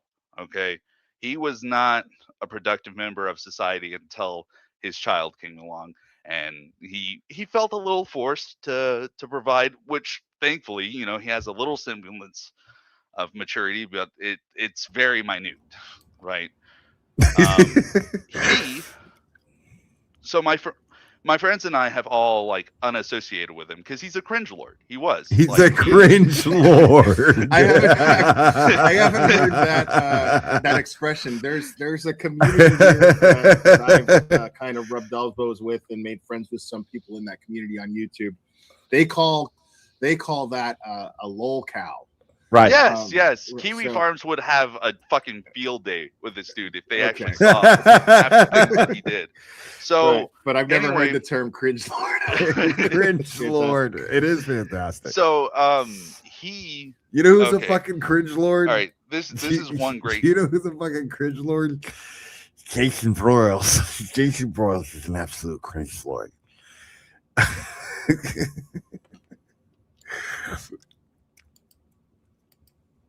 Great story. He just got the job as a FedEx worker. How long has he Sorry. worked for FedEx? Do you know? Like I said, about a year and a half. About a He year and was a half, not okay. doing that long. So he feels really bad about being the reason that other people have stopped talking to him. He, in his work truck of FedEx on work hours, goes to my buddy's house off route to and exits the vehicle and approaches the yard. I He lives remember in a rural this area. being fucked up. I So just remember this what is happened. an acre of land that he's just walking up on just bare dirt too. Okay. My friend's girlfriend comes out and greets him. Tanner's like, "Hey, is X here?" And she's like, I don't know. Is there a package for us? And he's like, no, my name's Tanner. I'm trying to see if he still lives here because I wanted to say something to him. She goes inside, grabs him, and my friend comes out and he's like, Tanner, what the fuck are you doing here? I don't want to see your face. What's up? What's up? Is it important? What's up? It's like, sure, No love. you know, No love. if you know somebody for a while, if they're look, if someone I knew for 10 years, maybe I didn't like, but it's like, hey man, I'm dying, I'm on my knees, I need a little bit of cash or whatever for kidney transplant, I'd be like, sure, whatever, you were desperate enough to come see me, here's money, or whatever. But Okay, I wouldn't he do that comes shit. up to him and he says, I just wanted to say that I'm sorry, and I was wondering if we could be friends again.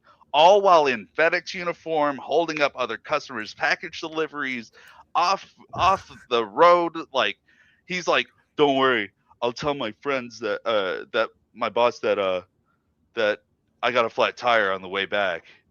So it's all cool if you want to hang out for a little bit." I'm like, What? on hearing this, I'm like, what the fuck is going on?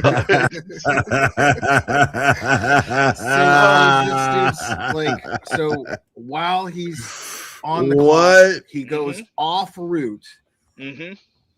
totally out of the way to another rural area, and then pays this dude a visit, begging for forgiveness to be his friend again, and let's go hang out.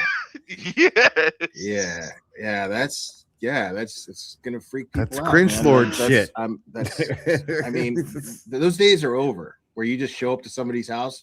That etiquette is not a thing anymore. Right. It's bad etiquette. You just don't do that. Everybody has a phone. Doesn't matter where you are. You've got a phone on you. Like, Oh, I mean, like, shoot a text. Don't even call. Like, shoot a text. he constantly would so he gets in and out of relationships really easily. I don't know how, but he does. So every time Well, he would, likes younger girls, typically. True, right? they're more impressionable. More You're right. impressionable, right? So he would use the current girl, whatever, that he was seeing at the time, use their Facebook profile to get in contact with both me and my friend for the past 3 years, trying to get us to talk to him. Like, there's a point where you have done so many bad things for us to not talk to you, to distance ourselves from you. Wow. There's at the first or second try, I understand, but when it gets to the sixth or seventh, there's some pattern of behavior that's just real, needy, clingy, possessive. It feels real bad to even open up a message and see his face, My or see a cry girl's profile and then be like, oh hey, a girl, and click on it. Hey, it's Tanner. Look, man, I'm really sorry. I know I could be really annoying to be around, and I just wish you would have time to deal with my autism, and we could totally be friends if that would work out. And I'm like, dude, no. I do a really good impression of me. Yeah, that's not how you go about making friends at all. Yeah, that's not how you go about making friends at And all. you could see that the dude. Huh? That shit is fucking on point. Real quick, while I have you up here, but I'm just gonna take a side note and let my chat know. I don't see that shit as an excuse for what he did. I don't see that shit as an excuse for what he did. I don't see. I don't even like people. I don't even like people, bro. That shit is on point. Using mental health as an excuse. You're an adult. He obviously had the means. FedEx offers insurance. If you work for FedEx, you can get the help you need, the medication you need. He could have controlled these things. He's smart enough to know when his thoughts are wrong or right, because you just said that he would say totally off the wall things and then realize it and play it off and try to cover it up as just a joke. So, yeah, that was a constant behavior, was definitely the joke thing, saying in true intentions typically sexual remarks about younger girls, but also things like Like, Uh, imagine that shit. Imagine this guy fucking kills a little girl and he's like, I was just kidding. What, dude? shooting a cat that's been annoying him, or stuff like that, and we all just look at Wait, him and what? Shooting a cat that was annoying? yeah, him? yeah, he would joke about shooting animals or like fucking like That's like leaving telltale poison serial back and, killer like, shit. watching, making That's sure that, textbook serial the killer rodents and shit. stuff would stop bothering him. It's a and red climbing on the flag shed for and serial stuff. killers. He was tired of like smelling cat shit from his backyard and like tired of all that stuff, and it would all just raise I 100% suspect that dude's fucking house smelled like cat shit, bro. nothing but eyebrows and like, what the fuck, man? Red Are you flags, okay? a Yeah, like motherfucker, man. That's crazy, dude. This guy seems so, really cool too, man. Like, so you told me. I wonder that, whatever the happened to that youngest guy. girl that you know of that he dated, or at least the biggest. How old was he when you met him? Because I don't actually know how he's old 20. he is right He now. was yeah, he's 21. He's 31 now. He's 31. So he was Yes. 21 when you met him, and then Yep. when he was 22, he dated a 14-year-old. Correct. But I had okay. But you said that he kept it secret, or He told us, we knew because like she was at recitals and band practices, and we didn't know her. Like none of us knew. Bro, I was totally fucking interviewing this guy, bro. I'm a motherfucking journalist, bro. No, actually, that's not true. I was really just having a conversation with the guy. I just wanted to get him talking and tell stories. dude, that would make me uncomfortable as fuck. Like And- if one of my bandmates showed up with a 14-year-old girl when I was 21, You're out of the I'd have been band. like, what's this, dude? Oh, she Right. What is she this? wouldn't say. See, that's What? the thing. Like we didn't know at the time that she was 14. She would say that she's 16, and like still that's still weird. But like It's still weird. like Yeah. it's still weird. But we're like it's whatever. I mean, in Right. Texas, 17's the age of consent, so we're like, just don't do anything. And if you really like each other past this year point, then I can't. My hands are. Dude, I can't get with that though. Like, you're out of the band. That's the only no. She's 14. There's 14, 15, 16, 17. Like, there's no, hey, just don't do anything, and you're, like, no, I don't want to be in a band with a guy who wants to be with a 14-year-old. I don't. We're not like, I find making music with people, okay, making music with my friends is up there with one of the favorite things that I've ever gotten to do in my life, right? There's something very sacred about it. I felt very connected to my friends when at times when we were composing riffs and shit like that, and then recording it and performing it live. These experiences were on almost to a cosmic level for me, and that's, I have to have a certain level of respect, at least spiritually. I may not agree with how one might be living his life because I might be doing it differently, or they might feel that way about me. God knows some of my bandmates felt that way about me. But the fact is that they knew that I really respected what we were doing and that I truly loved it. And, but the thing is it's not, there's got to be there's a moral minimum. You know what I'm saying? Like, there's nothing that's going to make that okay. I'm not going to be able to connect with someone on a spiritual level musically and reach that place with them, with someone who is capable of that. We're not seeing this the same way. We're not relating to each other I can't do it. You know, you gotta go. That's how anybody in my band would have reacted to anybody doing that. You gotta go. This isn't gonna work. It's a bad look for the band too. You know? So this guy being like, hey, just don't do anything, and like I don't agree with that at all. Like I would have dude, No. Tied. I can't do anything. I can be like morally disagreeing with your decision here, but I can't call the cops. I can't do anything, and just keep your hands off each other, you know? And they did.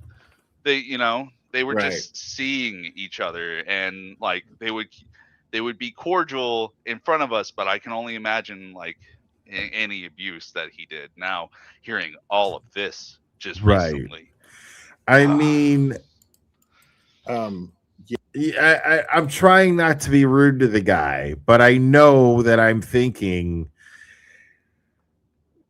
no, man. You know, like that shit, I mean, there's no way that you could not have assumed that something inappropriate was happening here because all of the red flags are there. You have to assume, because we're talking about a child.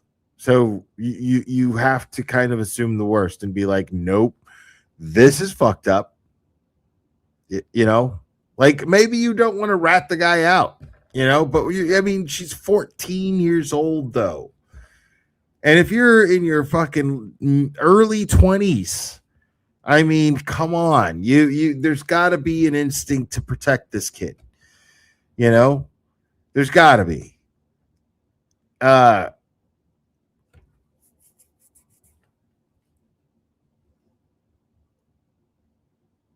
mean,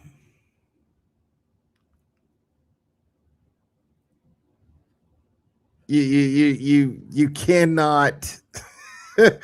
This is not on any level going to be considered okay, and I you have to assume that this is inappropriate. There's no, hey, fuck, man, okay, just don't touch each other. Like you have to assume that that's happening, and then to act like it's such a surprise now that he raped and murdered a girl even a few years younger than that. Like, come on. Yeah, I'm not sorry. Yeah, I feel like this dude clearly had a pattern of behavior.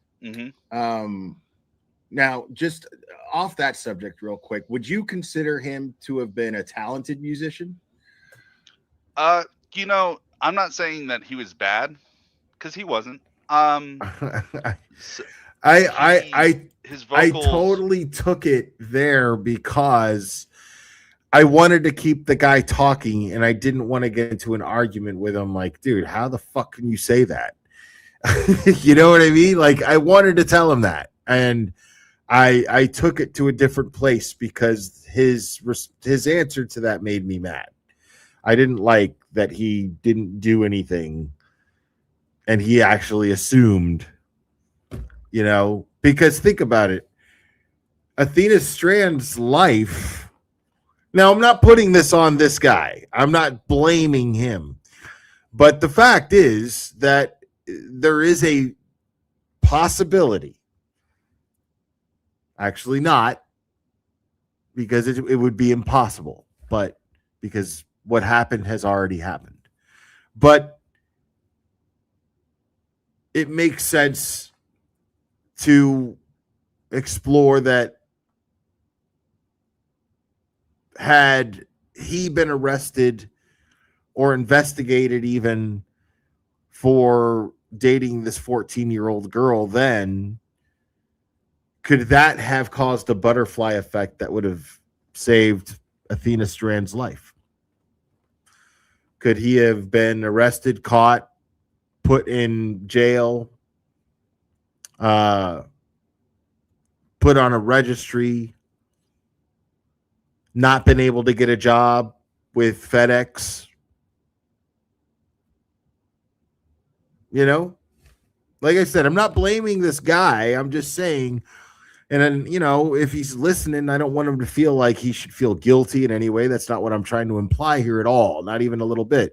I'm just saying one has to wonder, you know, but I am saying that I did bite my tongue here because I wanted to be like, no,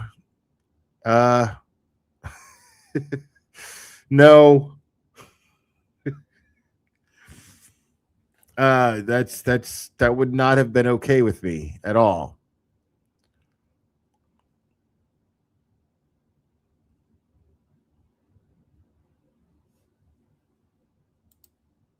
Or what some people would want. It's hard to find vocalists to do that. It's because like becoming a vocalist who screams or any type of that requires.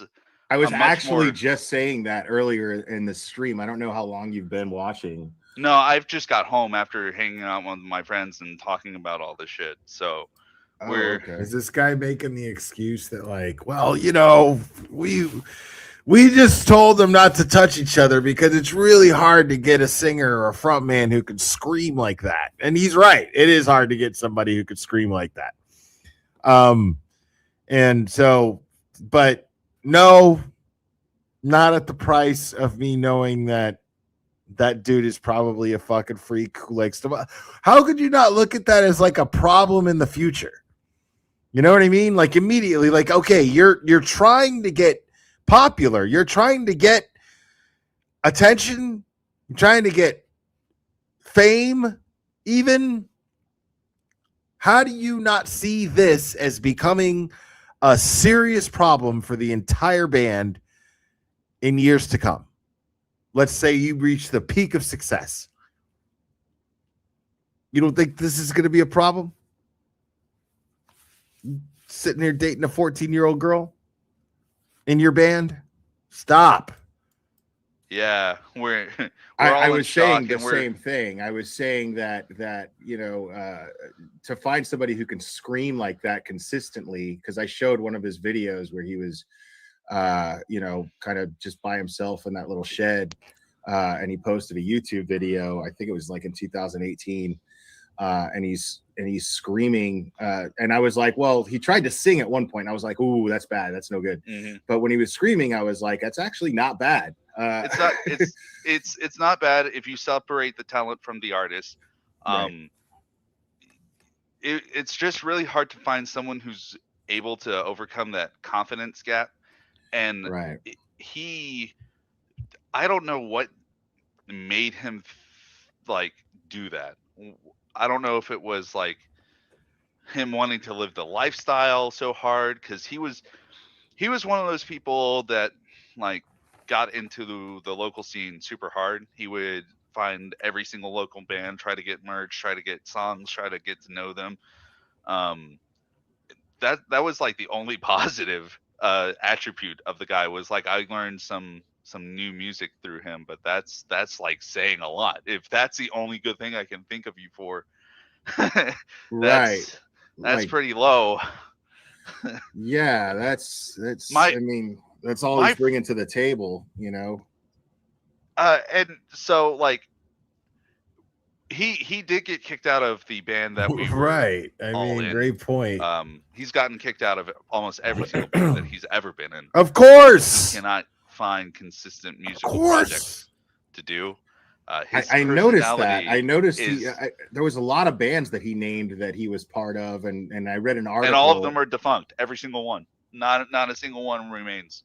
They all defunct. And what's so bad is like Liza Lane, they'll get thank like you so one much for successful coming to EP member. together or an LP together, and everyone's like, Welcome all right, to we got this. Logic. And then after the fame or the feeling of accomplishment and success gets to Tanner's head, he does something stupid because he thinks nothing can stop him. There's one reason of a time that he's been kicked out of I think Forever in Your Eyes was that he was groping somebody, like What? at a show. Yeah. Okay. Now, That's not what's happening here, Scott Messerschmidt. What's happening here is that because, like, you know what I'm saying? You were 18, she was 27. First of all, you're at the legal age already. Second of all, you know, if there's a maturity level there, that's more than acceptable. There's nothing wrong with that age gap at all. We're talking about a guy in his 20s who is dating a 14-year-old girl. This is a child, you know? I mean, you're not going to see a 14-year-old girl and not tell that she's 14. You know what I'm saying? The thing is about little girls, that's the thing, man. You can always tell. I never understood this whole, you know, oh my God, did you see how developed she was? Girls didn't look like that in my day. You know, like I remember hearing that fucking excuse. And girls didn't look like that when I was growing up. Holy shit. And like, there's no way to tell that girl's underage because look how, no, bullshit. Because the thing is they got that stupid fucking look on their face. There's no hiding that stupid fucking look on your face. There's no amount of makeup. There's no, I mean, it's in the eyes that tell you that they haven't seen shit. That is all you need. That is all I've ever needed. That is all I've ever needed.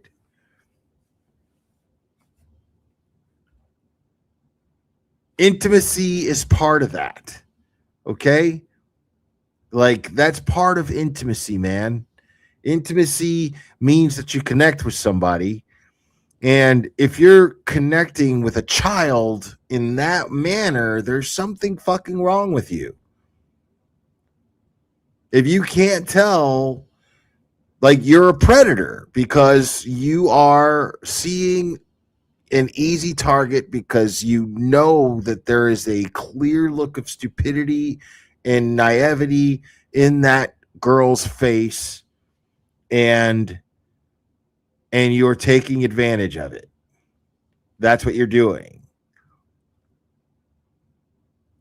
And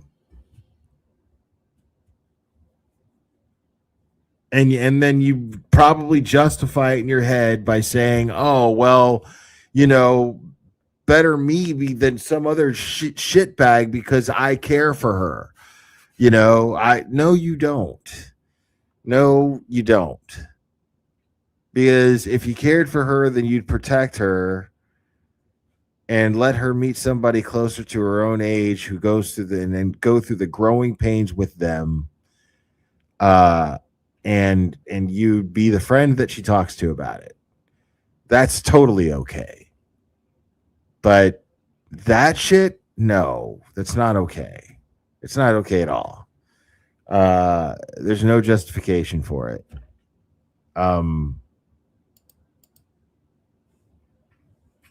Right. It's what he's attracted to. He's attracted to the girl with the stupid look on her face who doesn't know anything because he's a fucking predator. How do we know he's a fucking predator? Because he killed Athena Strand. He raped and killed Athena Strand. Look, people don't. I feel like women should report every single instance of something unwanted sexual contact. Agreed.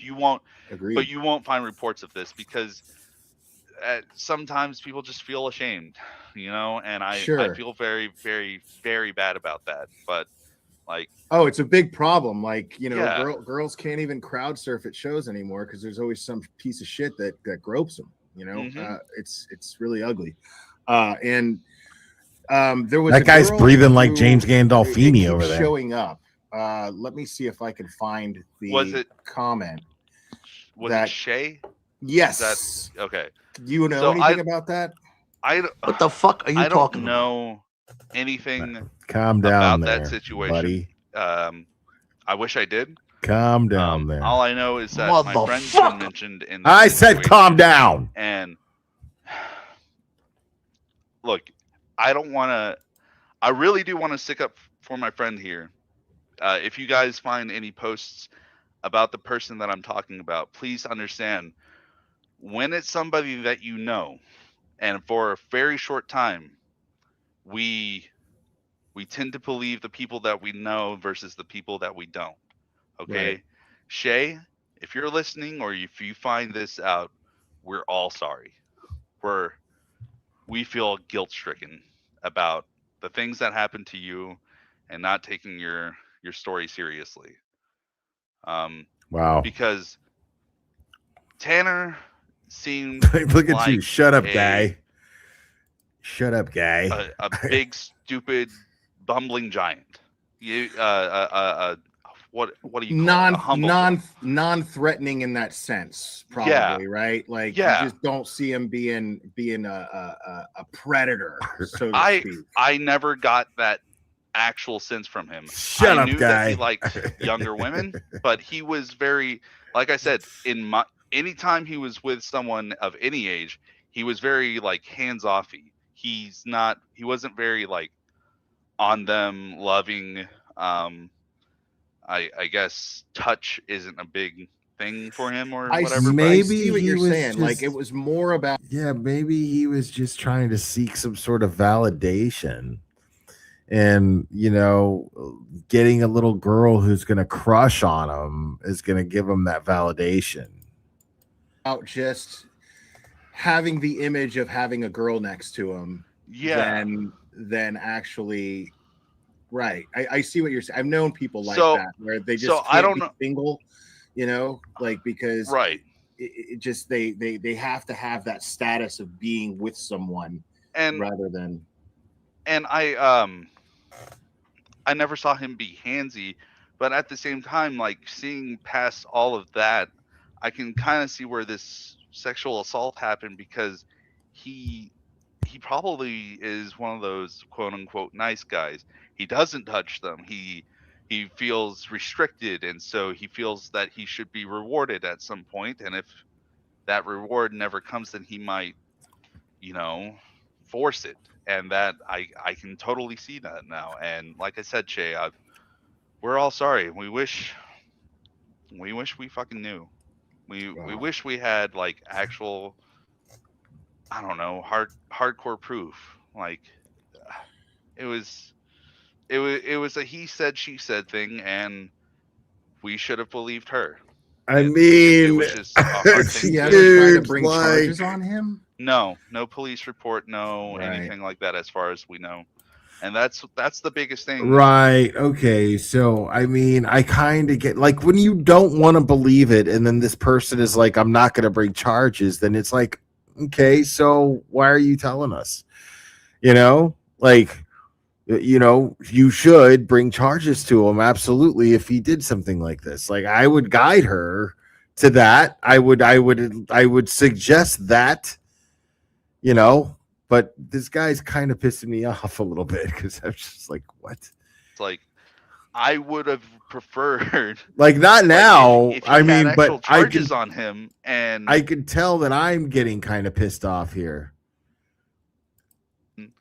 the proof and like any testing that could have come out of that situation came through, like I would have been so much more jubilant knowing the truth. I Like, can wouldn't- understand that because that happens here on YouTube more than you probably know. Like, people get real, they go real life on each other, and then somebody will hate somebody, then accuse them of something crazy. And I'm the guy that's like, show me proof. I'm not, you know what I mean? Like, you can't just throw accusations like that without proof. So, now if somebody gets charged with a crime, that tells me, because this is the true crime community here as well.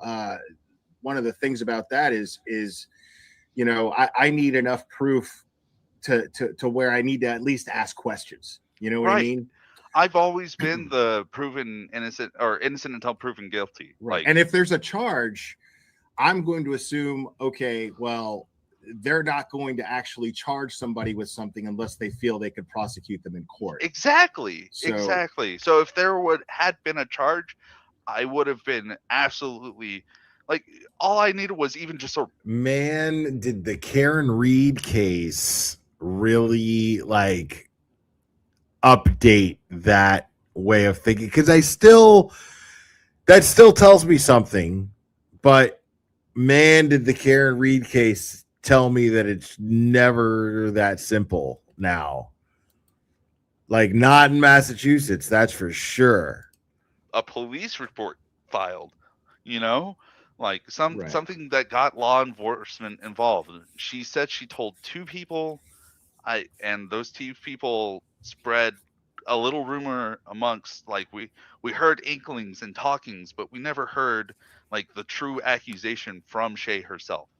Okay. So Okay. Oh, Yeah, okay. so That makes so sense. I mean, basically, what you're describing is at the time it was simply a rumor. mhm. I mean, Yeah. Okay, she so wasn't there even was a rumor. verifying this. Okay, so she Right, wasn't and, like, accusing him. And like maybe it was my fault for not following up. Maybe I should have asked her. Oh, then hey, he doesn't have anything to is feel what I'm hearing guilty true? about. What are the circumstances? But it also sounds like she didn't want to talk to anybody else about Right. it. So I don't know if me reaching out would have changed anything. I wish I did now. But it's like in the music world, not only does like love and lust happen, but also jealousy does. And so if someone has a breakup or doesn't follow through with flirtation or anything like that, we like drama and music go hand in hand. They really do in the live scene. Sure. So it's really hard to decipher the noise versus the information, the facts. It really is. Yeah, I agree because it's the same situation here on YouTube, and I have been in the music.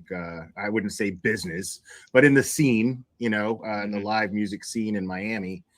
But it's I agree with you. There's a lot of drama and there's a lot of jealousy that takes place, and you just get a lot of crazy people. And the weird thing about YouTube is most of these people are anonymous. You don't know anything about their lives. You don't know anything about, I don't want to know. That's part of what I like about YouTube is there's that boundary between everyone. But like I said, I'm the kind of guy that if you're going to accuse somebody of that, I need at least enough proof to want to look into it and go, okay, what the hell? You know what I mean? Not just I heard from somebody that somebody said that this happened to somebody. You know what I mean? I need more than that. So Exactly. I understand, and people are making good points, good counterpoints to that in the chat as well, where they're saying most of the time, a lot of times, not most, but a lot of times, victims are afraid to come forward and speak up.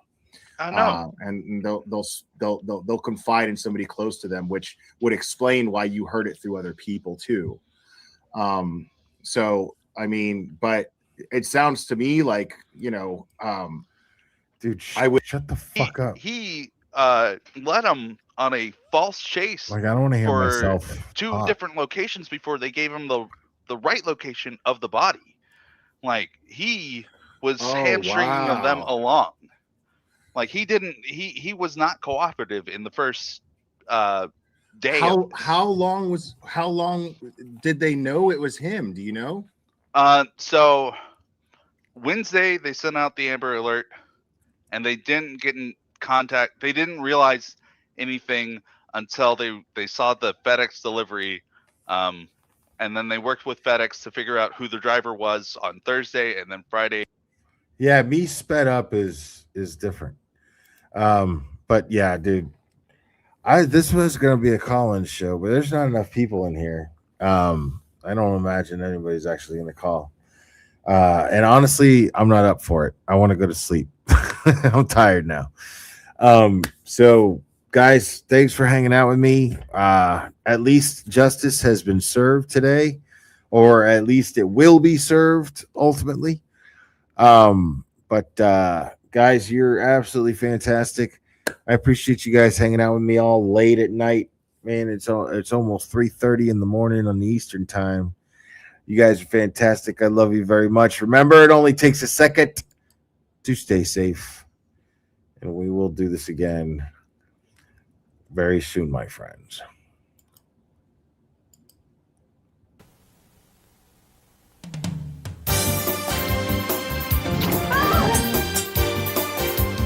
Watch out!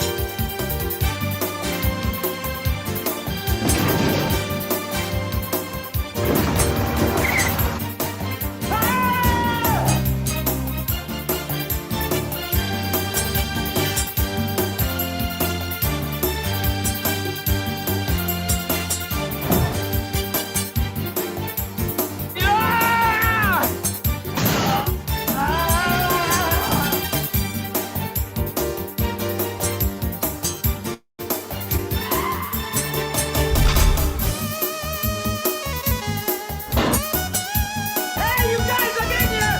Hey! Help!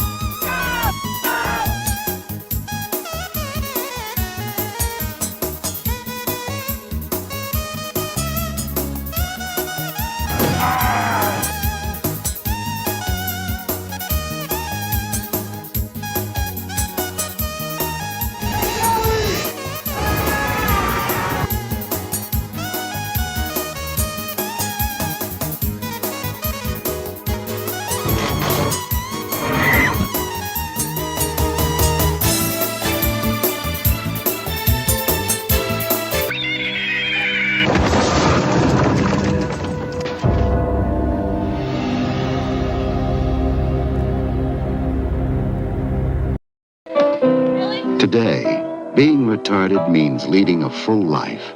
Retarded people go to work or school just like their neighbors and come back to a real home. A supervised home, right in the neighborhood, where they belong. Being retarded never stopped anyone from being a good neighbor.